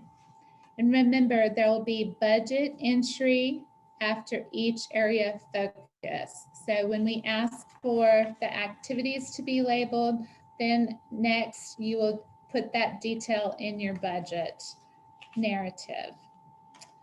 All right, next is the application budget summary for the programs. And we hope you'll love this part. As the LEA enters items into the budget section within each area of focus, what will happen is the requested amounts will actually calculate for each area of focus at the bottom of the program tab. So this is a screenshot to show you that how the information will be calculated. And it lays it out by district total, school total, charter total, area of focus total, your estimated roll forward area of focus total for 2021, and it will even show you a percentage of your total by each area of focus. So this will help you along as you're completing your application. And next is the budget summary tab. This will be the DOE 101. which is awesome. This is where the detailed activities will roll up into a program-specific budget tab. And remember, you don't edit any of your application here. You would have to make changes and return to the program-specific area of focus and edit your budget narrative there and give those details accordingly. Any edits within the budget detail summary will automatically update on the summary budget tab. So we're very proud of that. Before I go to the next slide, I do want to tell you, even in our pilot group, in our discussion, some of the larger LEAs brought up a great point that there might be multiple people completing the application. And what we'd ask is there's only going to be one toolkit that can be submitted to our system, but within your district, there may be a way for you to have multiple users. You could possibly use a platform, Google Docs, or you can use something to see how you could have multiple people working. Or let's say you're a large LEA and you have a group that wants to do 2 out of the 7 programs and another group that wants to do 3 out of the 7. They could do them together and then submit 2 different toolkits to our share file submission section that I'll cover next. We have some questions coming in, but I'll handle those in just a second. Let's go ahead and go to the next slide. The share file submission. Applications will be submitted in a one-stop shop. They'll actually be submitted for everyone, whether you're part of the pilot project or not, in the folder labeled 2021-22 Consolidated Applications. And again, over the next few days, if you're not part of the pilot project, we'll be asking each LEA to give us 2 main contacts for this folder. For the ones not part of the pilot project, we will be emailing the Title I directors to get this information, okay? And next is the attachments. When you submit attachments with your application or any evidence that you have collected or have quotes or contracts for any of your services or want to submit for your applications, please make sure you label them with the specific program information. So when they come to us and we do our intake, we know exactly which program folders we need to put the attachments in. This will be very important in the process. And on the awards side, specific programs awards will be distributed within your LEA's specific program share file folders, which are already set up for you. So that is how the share file submission will go, which is very easy for the LEA, and the department will do the work about tearing the application apart to give the specific areas to the program specific groups to review. And the LEA cannot break apart the application in pieces because, again, there is a lot of working programming behind the scenes, a lot of technical programming that's the reason we cannot break apart the consolidated application into parts for different groups to complete and then put it back together. The application has to stay holistic in order for all the programming to work on the front end and the back end. Okay, now I'd like to tell you a little about the companion guide This will be very helpful for you. It's approximately 90+ pages of a step-by-step process on how to go through, and it provides the technical and program-specific guidance as LEAs navigate through every section of the new application. This guide also is hyperlinked again on the front of the title page for your convenience, and it's located in Florida SIMS that we'll go over in a few minutes as well. But we believe in the use of companion guides because, again, we've just gone over a high-level overview of the application with you today, and I know that this guide will answer a lot of your questions as you navigate through each of the sections of the application. Now, for monitoring updates. This is very exciting as well. You know that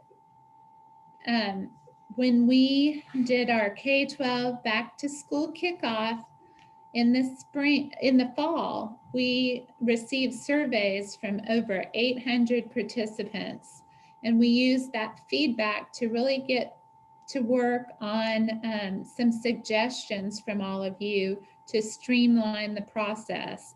And through this feedback, and as well as working with a consultant, we created 2 task forces to begin this work. One was a universal risk assessment task force, and the other was a universal monitoring system task force. And we had representation from all of our different bureaus and federal programs, as well as the Office of Grants Management. And so part of the pre-work we sent you, we shared a draft of a graphic that the 2 task force helped develop based on our weekly conversations. But on the next slide, we'll share the updated and most recent graphic that outlines our new process. Here it is. This is the 21-22 Universal Monitoring System for K-12 federal programs. And as you see, based on this system, it identifies the levels of tiered support provided to the LEAs.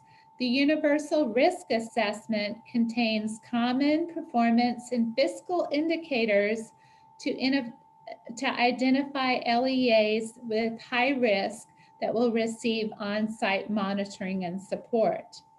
Program-specific monitoring will be provided for all LEAs, and support will be customized based on their needs or request. So Tier 1 and Tier 2 monitoring will be carried out through a combination of program-specific support and technical assistance opportunities, such as the monthly calls. Tier 1 monitoring and support, again, is program-specific monitoring that will be provided to all LEAs, including the review of program deliverables outlined by the program office. In other words, the program office will collect and evaluate information provided by the LEAs to demonstrate compliance with program requirements. Tier 2 monitoring and support is defined as an opportunity to provide technical assistance based on Tier 1 outcomes or performance indicators, or by the LEA's request. Again, Tier 3 intensive on-site collaborative monitoring is guided by the Florida Department of Education's Universal Risk Assessment. If an LEA is determined as high risk, on-site monitoring will be conducted by a team collaboratively of all the ESSA federal programs. In summary, the new 21-22 Universal Monitoring System is designed to provide differentiated technical assistance based on each LEA's need and performance history. Again, we believe if we all work collaboratively with LEAs, we can increase the effectiveness of our programs, which in turn would have a positive impact on student performance. And I must tell you, we will release the risk assessment indicators prior to the start of the next school year, and it will show you the rubric as well. We are working on the programming of a document that will actually calculate that within the review process. So it will be very transparent for LEAs. It will not be something that you will find out about after the fact. We want to make sure it's transparent before the start of the 21-22 school year. So let's break it down a little bit more. Next slide shows you Tier 1 monitoring. And this, again, is supported by programs specific monitoring that will be provided, including review of program deliverables outlined by the program office. In other words, the program office will collect and evaluate information provided by the LEAs to demonstrate the compliance with program requirements. So this is our monthly communication, and it will provide specific monitoring in real time and not after the fact.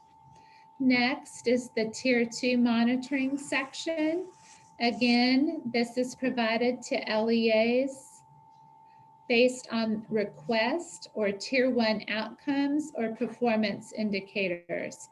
Also, if there's a new administrator or staff member that needs any one-on-one support, this is considered Tier 2 monitoring. And lastly, it shows you the universal risk assessment and Tier 3 on-site monitoring, as we've talked about. And some of the indicators we're discussing now, but have not finalized, so it's preliminary. But some of the indicators that we have narrowed it down to, for example, are the total allocation of federal grants. The more money, the more risk. The total number of federal grants received per LEA. When an LEA has excessive roll forward or failing to use large portions of approved budget in the manners planned, when there may be F399 concerns, findings or prior audit or monitoring findings, quality of timeliness of applications and or required reports, deliverable quality, if it's typically low quality, incomplete, or in need of multiple revisions, this could be a risk indicator. Number of high turnovers in key staff positions, and the district grade and the percentage of CSI and TSI schools within the district. If students aren't performing, and then there would be a concern. So those are just examples of some of the indicators for the universal risk assessment. Again, they have not been finalized, but I wanted to mention them to you because we have collected risk assessment indicators from multiple states and have whittled it down to what we feel is most beneficial for the state of Florida, but wanted to guarantee that transparency that you would know those indicators ahead of time. All right. And next, I just want to cover additional resources that are available. They include our program contact list that is shared on a next slide. We have done the pre-recorded presentation links for each of our title programs, and those will be posted, as well as our support from DOE teams is always available. And Florida Sims will give you links in their toolkit to all of our resources. So the next slide shows you our contact list with emails as well as phone numbers for contact leads for each program. This was actually a request by our FAFSA Planning Board. And again, a wonderful one-pager that you can keep next to your desk as a reference. And then next slide shows you floridasims.org. It shows where if you navigate into floridasims.org and you do not need to have a password, you will be able to go to the toolkit section and find any of the guidance documents we've talked about today. So they're listed by topic, and then you can select whatever documents you would like to download for your convenience. So they will be updated at this site. I know, for example, in our pre-learning, we gave you the one-pager for our universal monitoring system, and we've already updated it. So that's where you can find the most up-to-date information.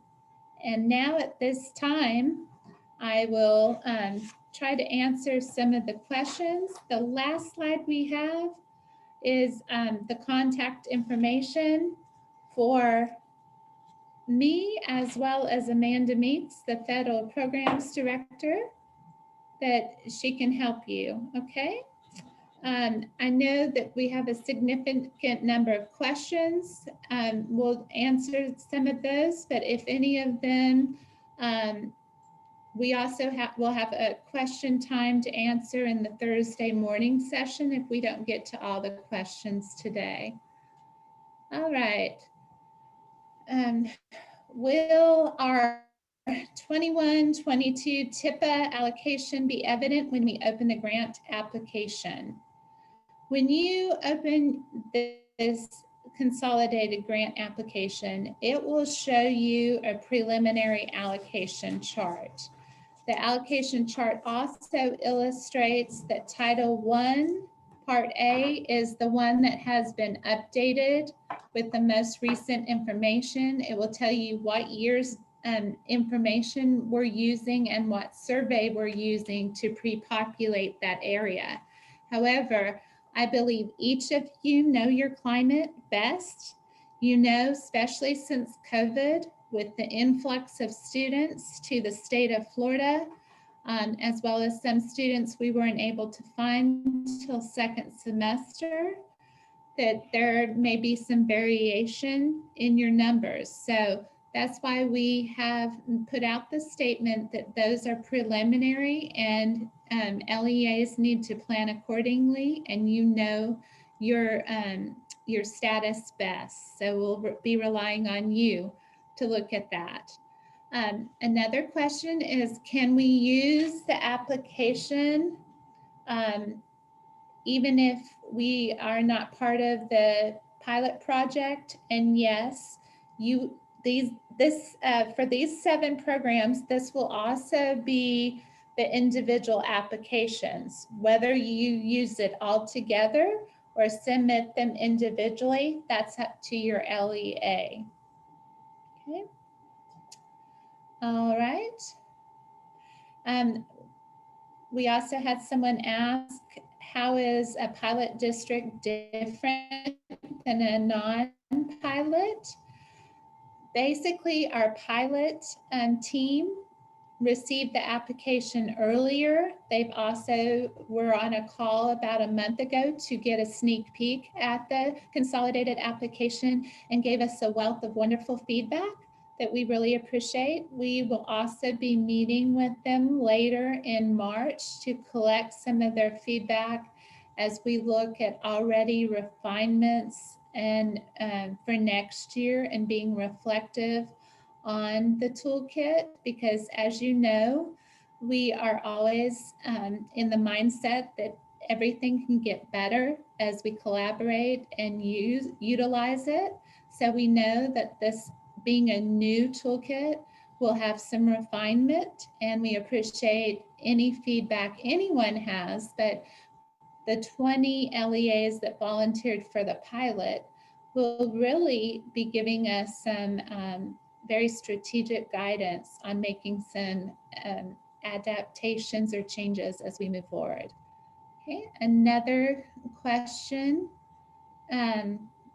If you are submitting only one project in an application, one program in an application, and submit a signature there, yes, you all 7 of them enter, and there's directions in your companion guide that walk you through how to do the electronic signature. We had a question about deadlines. Again, if you're part of the pilot project or you want to, the deadline is by May 1st. However, that's the deadline too for all LEAs for Title I Part A. So you will be using that deadline sheet, the collaborative calendar, to drive the decisions you make as you're doing your needs assessment, doing your collaborations with your stakeholders. Okay. Will you have access to rankings in the risk assessment? Yes, there will be a 1-page rubric style score. It's hopefully a 1-page. It will calculate LEA's risk, and that can be shared with the LEA. Again, everything is transparent. Do LEAs have the option to use either 2019-20 or 2021 Survey 3 data for TIPA PSES? And yes, that is the case. We will allow the LEAs to make that determination and decision. However, we have not, we had a question come to us, could you use a combination? And at this time, we do not have enough evidence to say that you could combine data from 2 different years. We know you could either, the waiver allowed you to use 2021 or 1920, but not use a combination. So until we get clearer guidance, you could either use one or the other, not a combination of both. Okay. And then a question, are consolidated applications required or an option? Well, the consolidated application is the applications for all programs. So you decide as the LEA and director what you want to turn in and how. Again, you would just use a new application. If you are going to do all 7 applications one by one, you would turn in 7 different times. It's very streamlined, and there is not a different application for you to use if you're not using this application. This is the application. And if you've done your pre-learning and listened to any of the links yet for the program specific applications, you'll probably be put at ease to see how streamlined this is compared to past applications. So hopefully it will be very painless effort in the processing of this application. Okay, if we use 1920 survey data, will we have to amend the numbers after survey 2, or will we keep the 1920 numbers for the whole year? I'm not sure on that. We'll make sure to address that on Thursday. I have to think about that question, what you're asking. All right. Any other questions at this time? Remember that we'll be with you throughout this process. And where is my front page? Okay, now I have the honor of introducing to you Tammy Duncan, who is the Business Intelligence Program Manager for the Division of Accountability Research and Measurement, which most of you know as ARM. She is coming to you today to share an incredible website that she has been the project manager on. She knows it inside and out. And Know Your Schools, which some of us remember EduData. You can still access it by using that link. That's still in my favorites, but it has been updated to Florida and Know Your Schools here in Florida. So I want to mention to you that I know that USCD put out some guidance last night on to the states regarding assessment and accountability. Tammy would not know the answers to any of those questions. So she again handles the data and all that's needed so LEAs can see it very comprehensively and break it down for needs assessment by subgroups, by different areas. It's fascinating how far they've come in this database. So again, any of the guidance that we just received, our senior leadership hasn't had a chance to meet and reflect on any of those decisions yet, but I'm sure that we need to proceed as follows, that here in Florida, we will be collecting assessment data. We need to prepare students to do their best and learn grade level standards. And that will be important because, again, we want to mitigate the learning loss. Now, what that means long-term for school grades and for our CSI schools and TSNI schools, we don't know the final answer on that, but we're going to proceed knowing that we have teachers and support staff here in Florida that are doing an excellent job at working with students, especially those that have not been making adequate progress and have come back to school, and they're working hard, and we've had a lot of requests, even from superintendents, wanting to know how they're doing. And I don't know how many superintendents I had said, I wish we would have got grades last year because I really believe this school would have got out of CS&I status, or our targeted group would have done better. We had them a D school, they were going to come up to a B, and we couldn't celebrate that because we didn't have final assessments or grades last year. So again, I just caution you as you're thinking about this. This is a lot of new information. And again, our state would have to apply for this waiver. And I'm sure that we're about to embark on a very robust legislative session. So a lot can happen over the next 90 days. So please keep in tune for that. But I didn't want Tammy to get bombarded with accountability questions because, again, she is so gracious to be with us today and share her expertise on how she's really built the infrastructure of this wonderful website that we can utilize. So now I'll go ahead and turn it over to Tammy Duncan. Good afternoon, everyone. Thank you, Vice Chancellor Ramsey, and thanks to FASTFIPA for allowing me to be here today and to share the Know Your Schools portal. Some of you might remember me from 2018 when I joined you in Daytona. At that time, we were just talking about, well, what's required under ESSA on the report cards and what's the state's plans. So we went over all of that back in 2018, and then shortly after, I think it was, I don't remember the exact month, it was in the fall of 2018 that we met, and then in February of 2019, we launched the report card portal. So for those of you who remember me, I'm still that technical data girl who is nervous when it comes to presentations. So I'm excited, however, to talk about the report cards and all of the work that we've accomplished in the few short years we've worked on them. And hopefully we can look, as we go through the presentation, talk about how the report cards can benefit you. So first, I'd like to see if I can share my screen with you.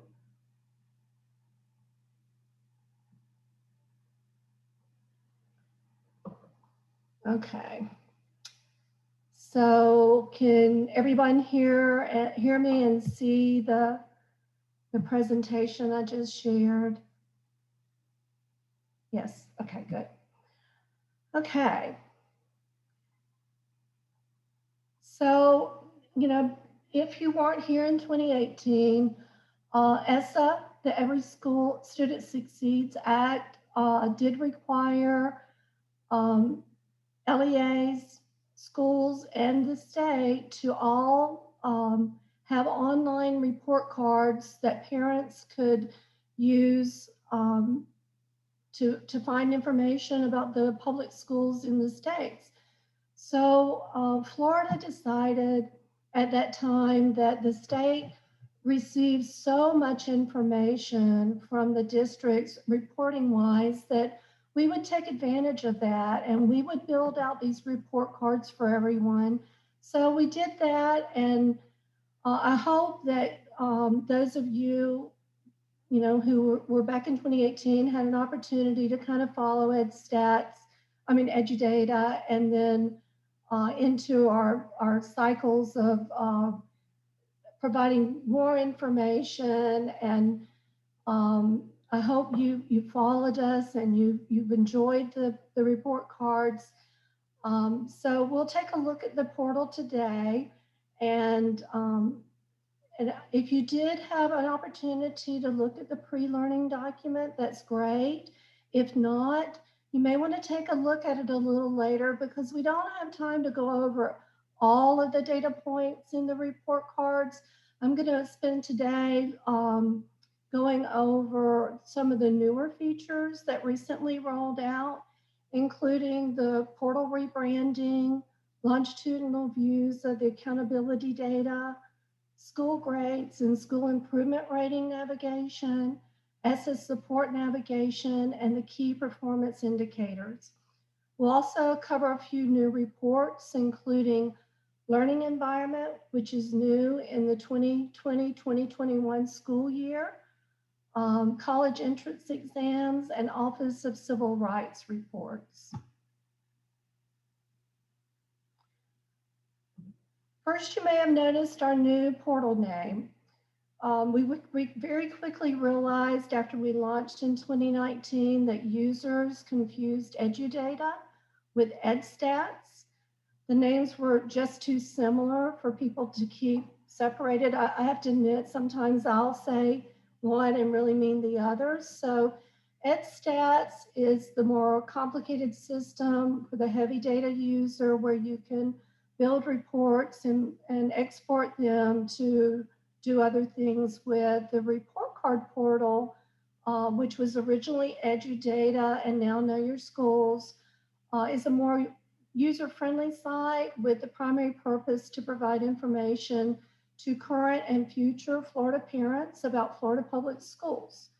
Hence the name for the more self-describing Know Your Schools rebranding.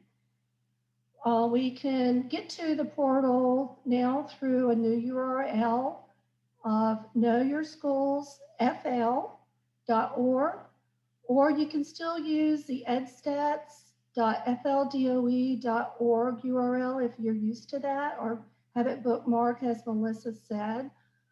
Also, while we're on the portal page, I would like to point out the search bar that is right underneath the Know Your Schools here. That is an entry point into our Map and Compare Schools feature that was launched in late 2019. Here, a user can enter the school name, zip code, or city name and find schools within a specified radius. You can also now search schools for up to 3 districts at a time and use filters to compare similar schools. If you're interested in learning more about that feature, check out the pre-learning document that refers to the Quick Start Guide. That will sort of walk you through the ability to do that. I think parents moving into Florida will find that very useful, but also you may find it useful if you have a struggling school that has a certain profile of demographics, and you may filter, based on that profile to look at other schools in 3 districts and find schools that may have the same profile, but maybe their overall grade is, an A. So, maybe that's a way to reach out to those schools and say, hey, how are you, what are you doing with these students? So I hope that's useful to you. And then, of course, the green icons down here are the entry point into the report cards themselves. Or you can always use, there is a link up here on every page, not only the portal, but every report card that says report cards. And if you drop down here, you'll see a navigation to the specific report cards. So here's a look at the accountability section of each of the 3 report cards: state, districts, schools. So when we rolled the report cards originally out in 2019 for edu data, which is now the Know Your Schools, we received a lot of feedback from users, and over this time span, we've tried to improve the report card any way we can based on that feedback. So we recently redesigned the report cards to include longitudinal views of the accountability information. This makes it easier to see changes from year to year, improvements that, you're working on all these programs to help improve schools. So this lets you have a quick look to see, well, were we successful in improving in certain areas? The report cards are no longer a snapshot of a single year, but rather a single report card for each school, district, and state that will continue to grow as we add new information. There are 3 report card designs or layouts that are similar, but slightly different based on the information that's appropriate at each level. And you can see that here. The state report card looks similar, but a little bit different than the district, and a little bit different from the school based on the type of information that's appropriate for each level. So let's take a look at these layouts and how to navigate some of the new features. First, we'll look at the new longitudinal view of the state report card.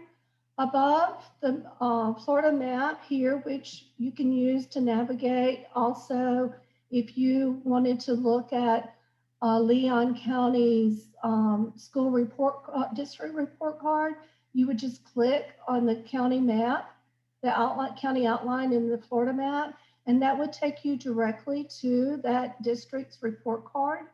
But as we're looking at this, it's more about, let's look at this section here. This is View Performance Components.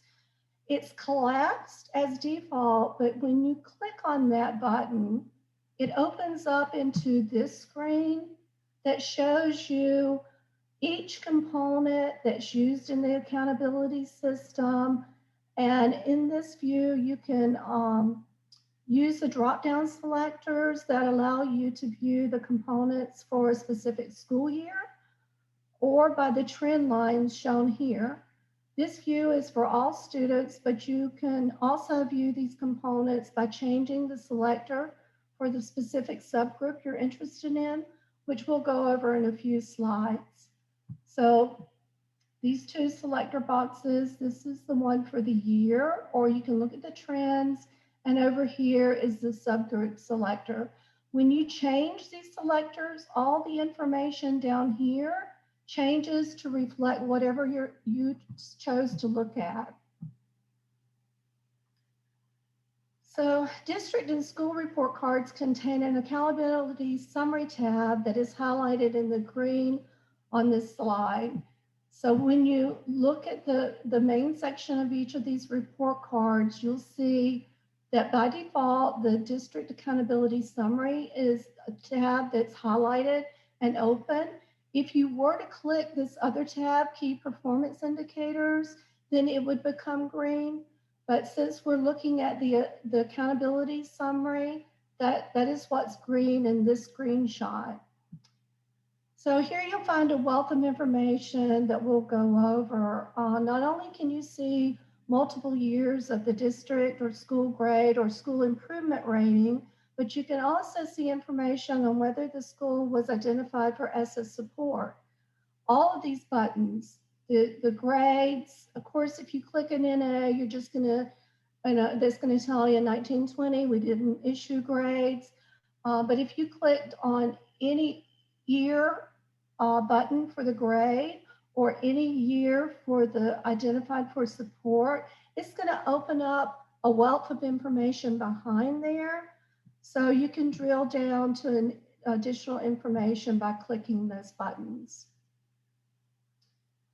Once you click a grade or a school improvement rating button, you'll find a breakdown of the components that went into that summary grade.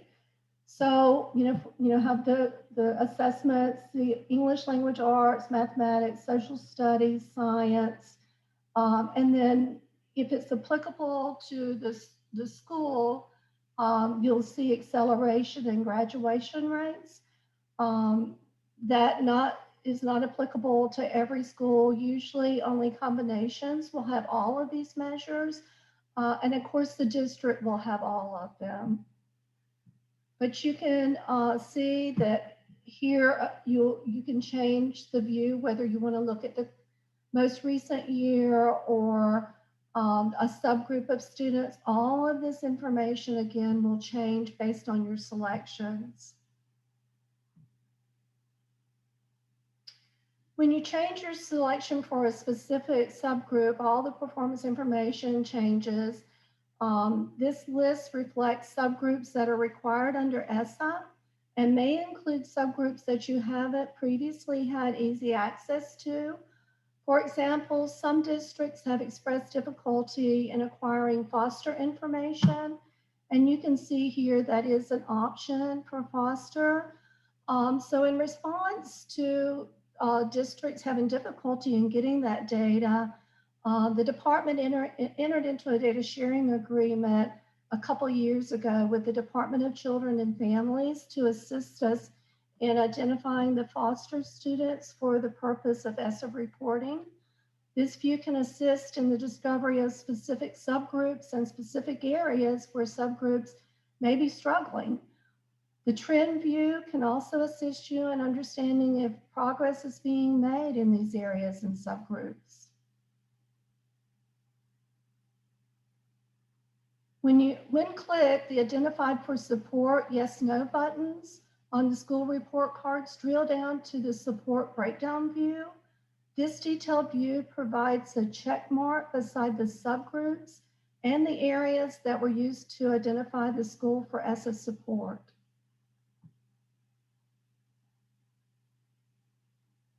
This view also provides direct links to the school improvement plans and to a list of schools that were eligible for school improvement funding as required by ESSA. These links can be found under the informational icon here that opens up if you click it next to the header, and is also in the blue information section here that provides the links to the school improvement plans. One new feature that was recently rolled out and users find especially useful is the new district and school grade summary, subgroup summary. When you click on the district or school grade button, the default view is the grade subgroup details, which is this tab. But if you'll click on the second tab, it opens up this subgroup breakdown, and it's called the district or school grade subgroup summary, and it's just a different look at accountability data. The top line is the overall grade for the school or the district, and the total percent of points that were used to calculate that grade. And the areas below the overall grade contain the subgroup information where the grading formula is applied to each subgroup's overall performance. This view is extremely useful when you're trying to identify low-performing subgroups at a glance. Once you identify the low-performing subgroup, you can switch back to the first tab that we just went over and select that subgroup in the breakdown, in the drop-downs, to discover specific components where that specific subgroup may be struggling.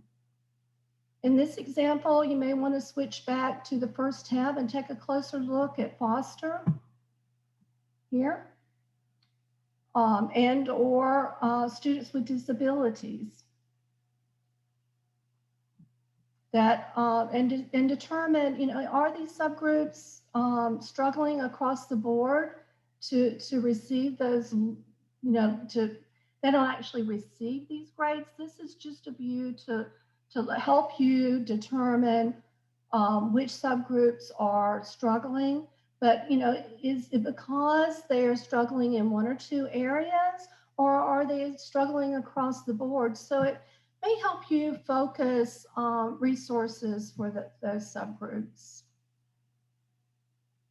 Another new feature is the grade 3 English language arts as a key performance indicator.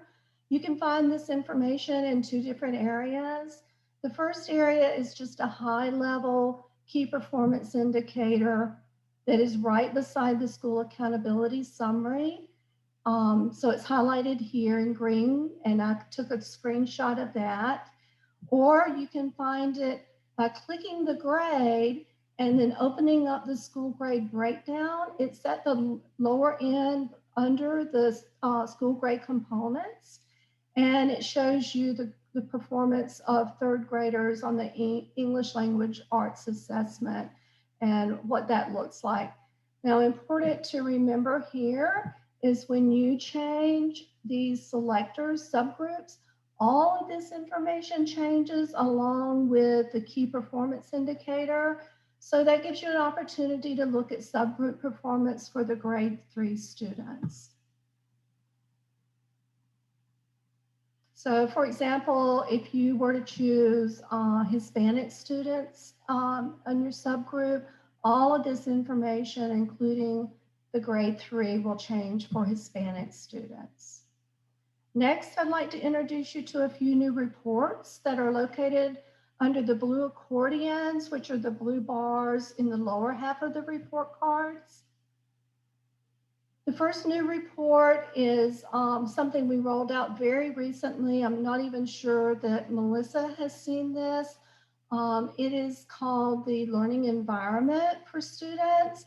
And this was new reporting that the district started reporting to the state in the fall of 2020-21 school year, survey 2. And we aggregated the data up to 3 primary groups or learning environments, whether it's traditional brick and mortar, traditional virtual school, or innovative environments. This chart is located under the population and enrollment accordion under the overview section.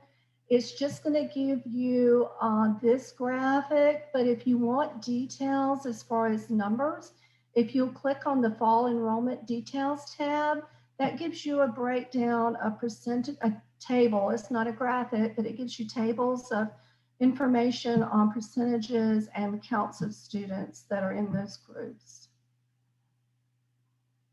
Another new report is college entrance exams and how are our students performing on these exams.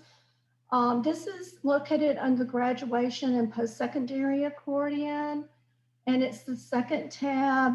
Here you can select either SAT or ACT and a specific subgroup to view one chart that displays the percentage of graduates who took the SAT or ACT, and then another chart on their performance on those tests. So it's their average SAT or ACT score. And this is available again at the district, state, and the school level. And at the school level, it's only going to be available for, of course, high schools or combination schools that have graduates. ESSA requires that select civil rights data collection measures are included in state, district, and school report cards. These measures include preschool enrollment, accelerated course enrollment, discipline, and chronic absenteeism. Previously, the report cards provided links to the CRDC website where this information was displayed by the Office of Civil Rights. However, our users found that navigating to this different site to get the information was difficult. So the department built some new reports in the Know Your Schools report cards that were launched last month. These charts are a little different than other charts because the purpose of these charts are to show disproportionality. So the charts that contain the CRDC information provide a visual representation that can be used to determine the disproportionality by comparing subgroups within the overall student population to the proportion that the students represent within a measure. If the percentage of a specific subgroup is higher in the overall population than in the measure itself, it means that the subgroup is underrepresented in the measure. If the percentage of the specific subgroup is lower in the overall population than in the measure, it means the subgroup is overrepresented in the measure. So let's take a look at some of the charts to understand that concept a little better. So this chart is on preschool enrollment, and I know you know this, but I'm going to state this. This is just public preschool that are in districts that are reported to the state. So again, you can review this by year. There is no trend on this because of the design of the charts. And you can review this by the OCR subgroups, which is going to be a little bit different than the ESSA subgroups. But students with disabilities is one of those. So if we're looking at this chart, I've selected students with disabilities, and you can see the blue shading in the top bar that represents, the dark blue shading represents students with disabilities is 14.1% of the total PK through 12 population. However, when you look at just the preschool population, the students with disabilities represents 38.6. Since the proportion for this subgroup is less in the overall population than in the measure, this subgroup is considered to be overrepresented in the preschool enrollment. The next slides display the location of the remaining CRDC measures.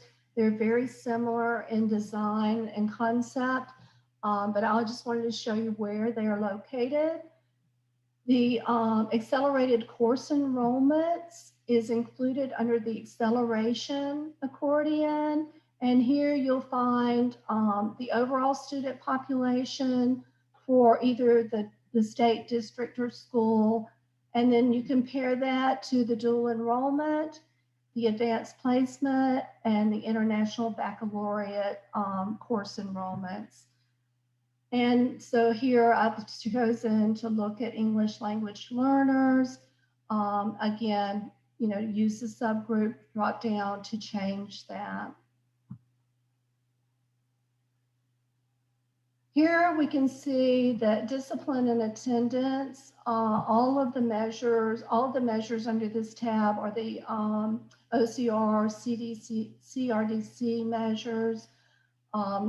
The first one I'm showing you is discipline, and then you can see that we're looking at the overall student enrollment compared to students who are suspended or expelled, and these are again required by ESSA.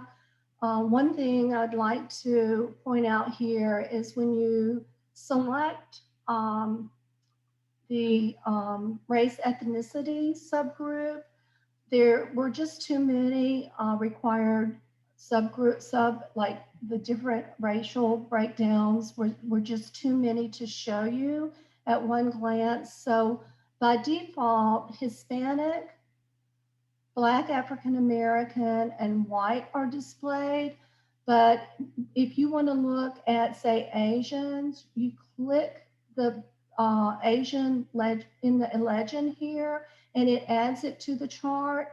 If you really want to focus on them, you can click Hispanic, Black, and white, and that will remove them from the charts. So the charts are interactive, just based on you clicking the legends also. And lastly, on this slide, you can find that attendance and chronic absentee information under the same accordion. So, this is something I know a lot of you and a lot of stakeholders are interested in right now. These are lag data. They're not the most recent data. OCR data lags, but the department is looking to see if we can provide more recent years that won't conflict with the OCR CRDC reporting.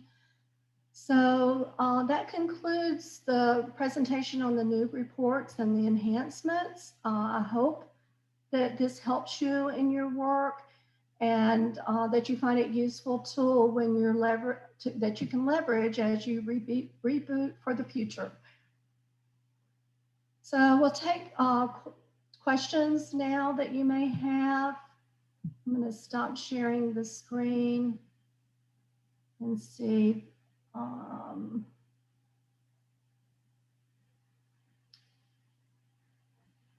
Tammy, this is Maria. Thank you so much. That was such a very comprehensive overview, and it's wonderful to see all the resources that you all have pulled together for us to know our schools a little bit better and be able to make those comparisons. That's exciting.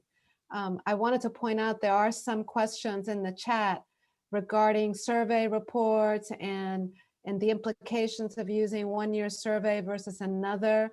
I expect that's not really your area, but you correct me if I'm wrong. It's not my area of which survey you use, but I can point you to resources. So for the report cards, our official enrollment counts are survey 2. So to keep from confusing parents, we don't want to give them multiple survey information that they have to, go through. So I would point you to the EdStats, which you can find in the navigation while you're in the report cards. You can look at the advanced reports, and that will link you to the EdStats where you can look at either Survey 2 or Survey 3 enrollments if that is what you need. I hope that answers the question. Yeah, no, that's wonderful. And you did a fabulous job. I really appreciate you being part of FAFSA and taking the time and sharing your wealth of information. I think some of the questions are more peculiar to the Title I PSES and how to populate that. And I just want to remind folks that on the agenda for Thursday, Amanda put it in the chat, she beat me to it, but in the agenda for Thursday, we will have a session on survey reports, and specifically Survey 3. And Valerie Henry will be there. She's been really, really helpful. So look forward to that, and we will register the questions and help give a little bit of a heads up to Valerie, and Stephen Bowen is also presenting with her, so that maybe they can help prepare for that question. Some of these questions I think Melissa might be better posed to answer there's a question, Melissa, about the innovative schools and what that means. Do you want to take that question? Sure. Innovative model was outlined in your reopening plans for each district that was approved by the state of Florida. And I believe Maria put the link in if you are not familiar with your district's reopening plan or your spring 2021 education plan, but it outlines an innovative space.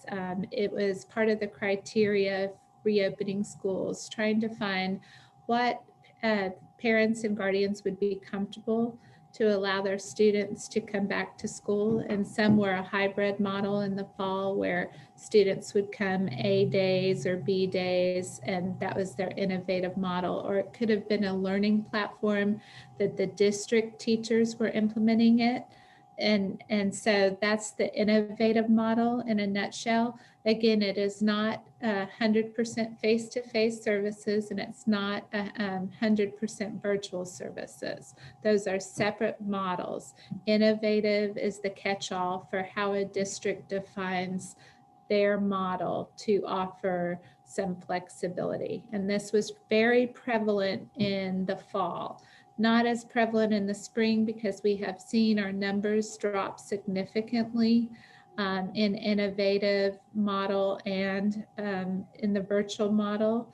More students in the spring have come back to face-to-face modality of learning. Thank you. Melissa, there's also a question about should they be using the data on the report cards for the state poverty rate? The economically disadvantaged, which is under the overview section and includes enrollments, are all survey 2 information. And I don't know, Melissa, if the standard for federal reporting is survey 2 or survey 3, but I thought you might want to address that. Yes, we'll address it with Valerie and Stephen, just so I can verify, especially since we're going to allow some flexibility with using your survey data from either 1920 or 2021 based on the LEA's needs. We'll address that correlation on Thursday's presentation. So thank you, Tammy. One last question that I've received privately, but I thought the group would want to know. Is there an at-glance option that makes 1 and 2 pages summary schools that can be sent home? We currently, you can adjust your browser and print, or you can take screenshots and print that to send home. We're working at another enhancement for the future to make more screens printable. That's going to require a little bit more back-end work that's not going to be obvious to everyone, but I hope that we can roll out something like that in this next school year. I think that's everything. Thank you again for letting me present, and I hope you find the Know Your Schools useful. Thank you so much, Tammy. Thank you. Well, I want to thank both of you, Melissa and Tammy, for your wonderful presentations. I think all of our sessions today have laid a really nice, solid foundation to build on tomorrow, going into a deeper dive on each of the programs. And tomorrow, I know this was a lot of information to absorb. My head is swimming right now, right? So I'm sure the rest of you have that happening as well. But tomorrow will be a chance to be able to be a little bit more interactive and have more of a dialogue. And that's what I loved about the Florida Department of Education being able to do those recordings, which was their idea, and it was brilliant, so that we could get the information, Amanda, I know, get the information ahead of time, be able to, we didn't have that much time, but at least we had it ahead of time, and we don't take up the precious time of us together with just getting that base information. We can build on that base information, ask questions, ask for clarifications, and have more of a discussion. So thank you so much for today and laying this foundation, and for all of the pre-recordings and all of the documents and guidance sheets. Thank you. I think that manual is a little bit over 100 pages, right? So it was huge. And I do want to remind everyone, we always have an evaluation. So if you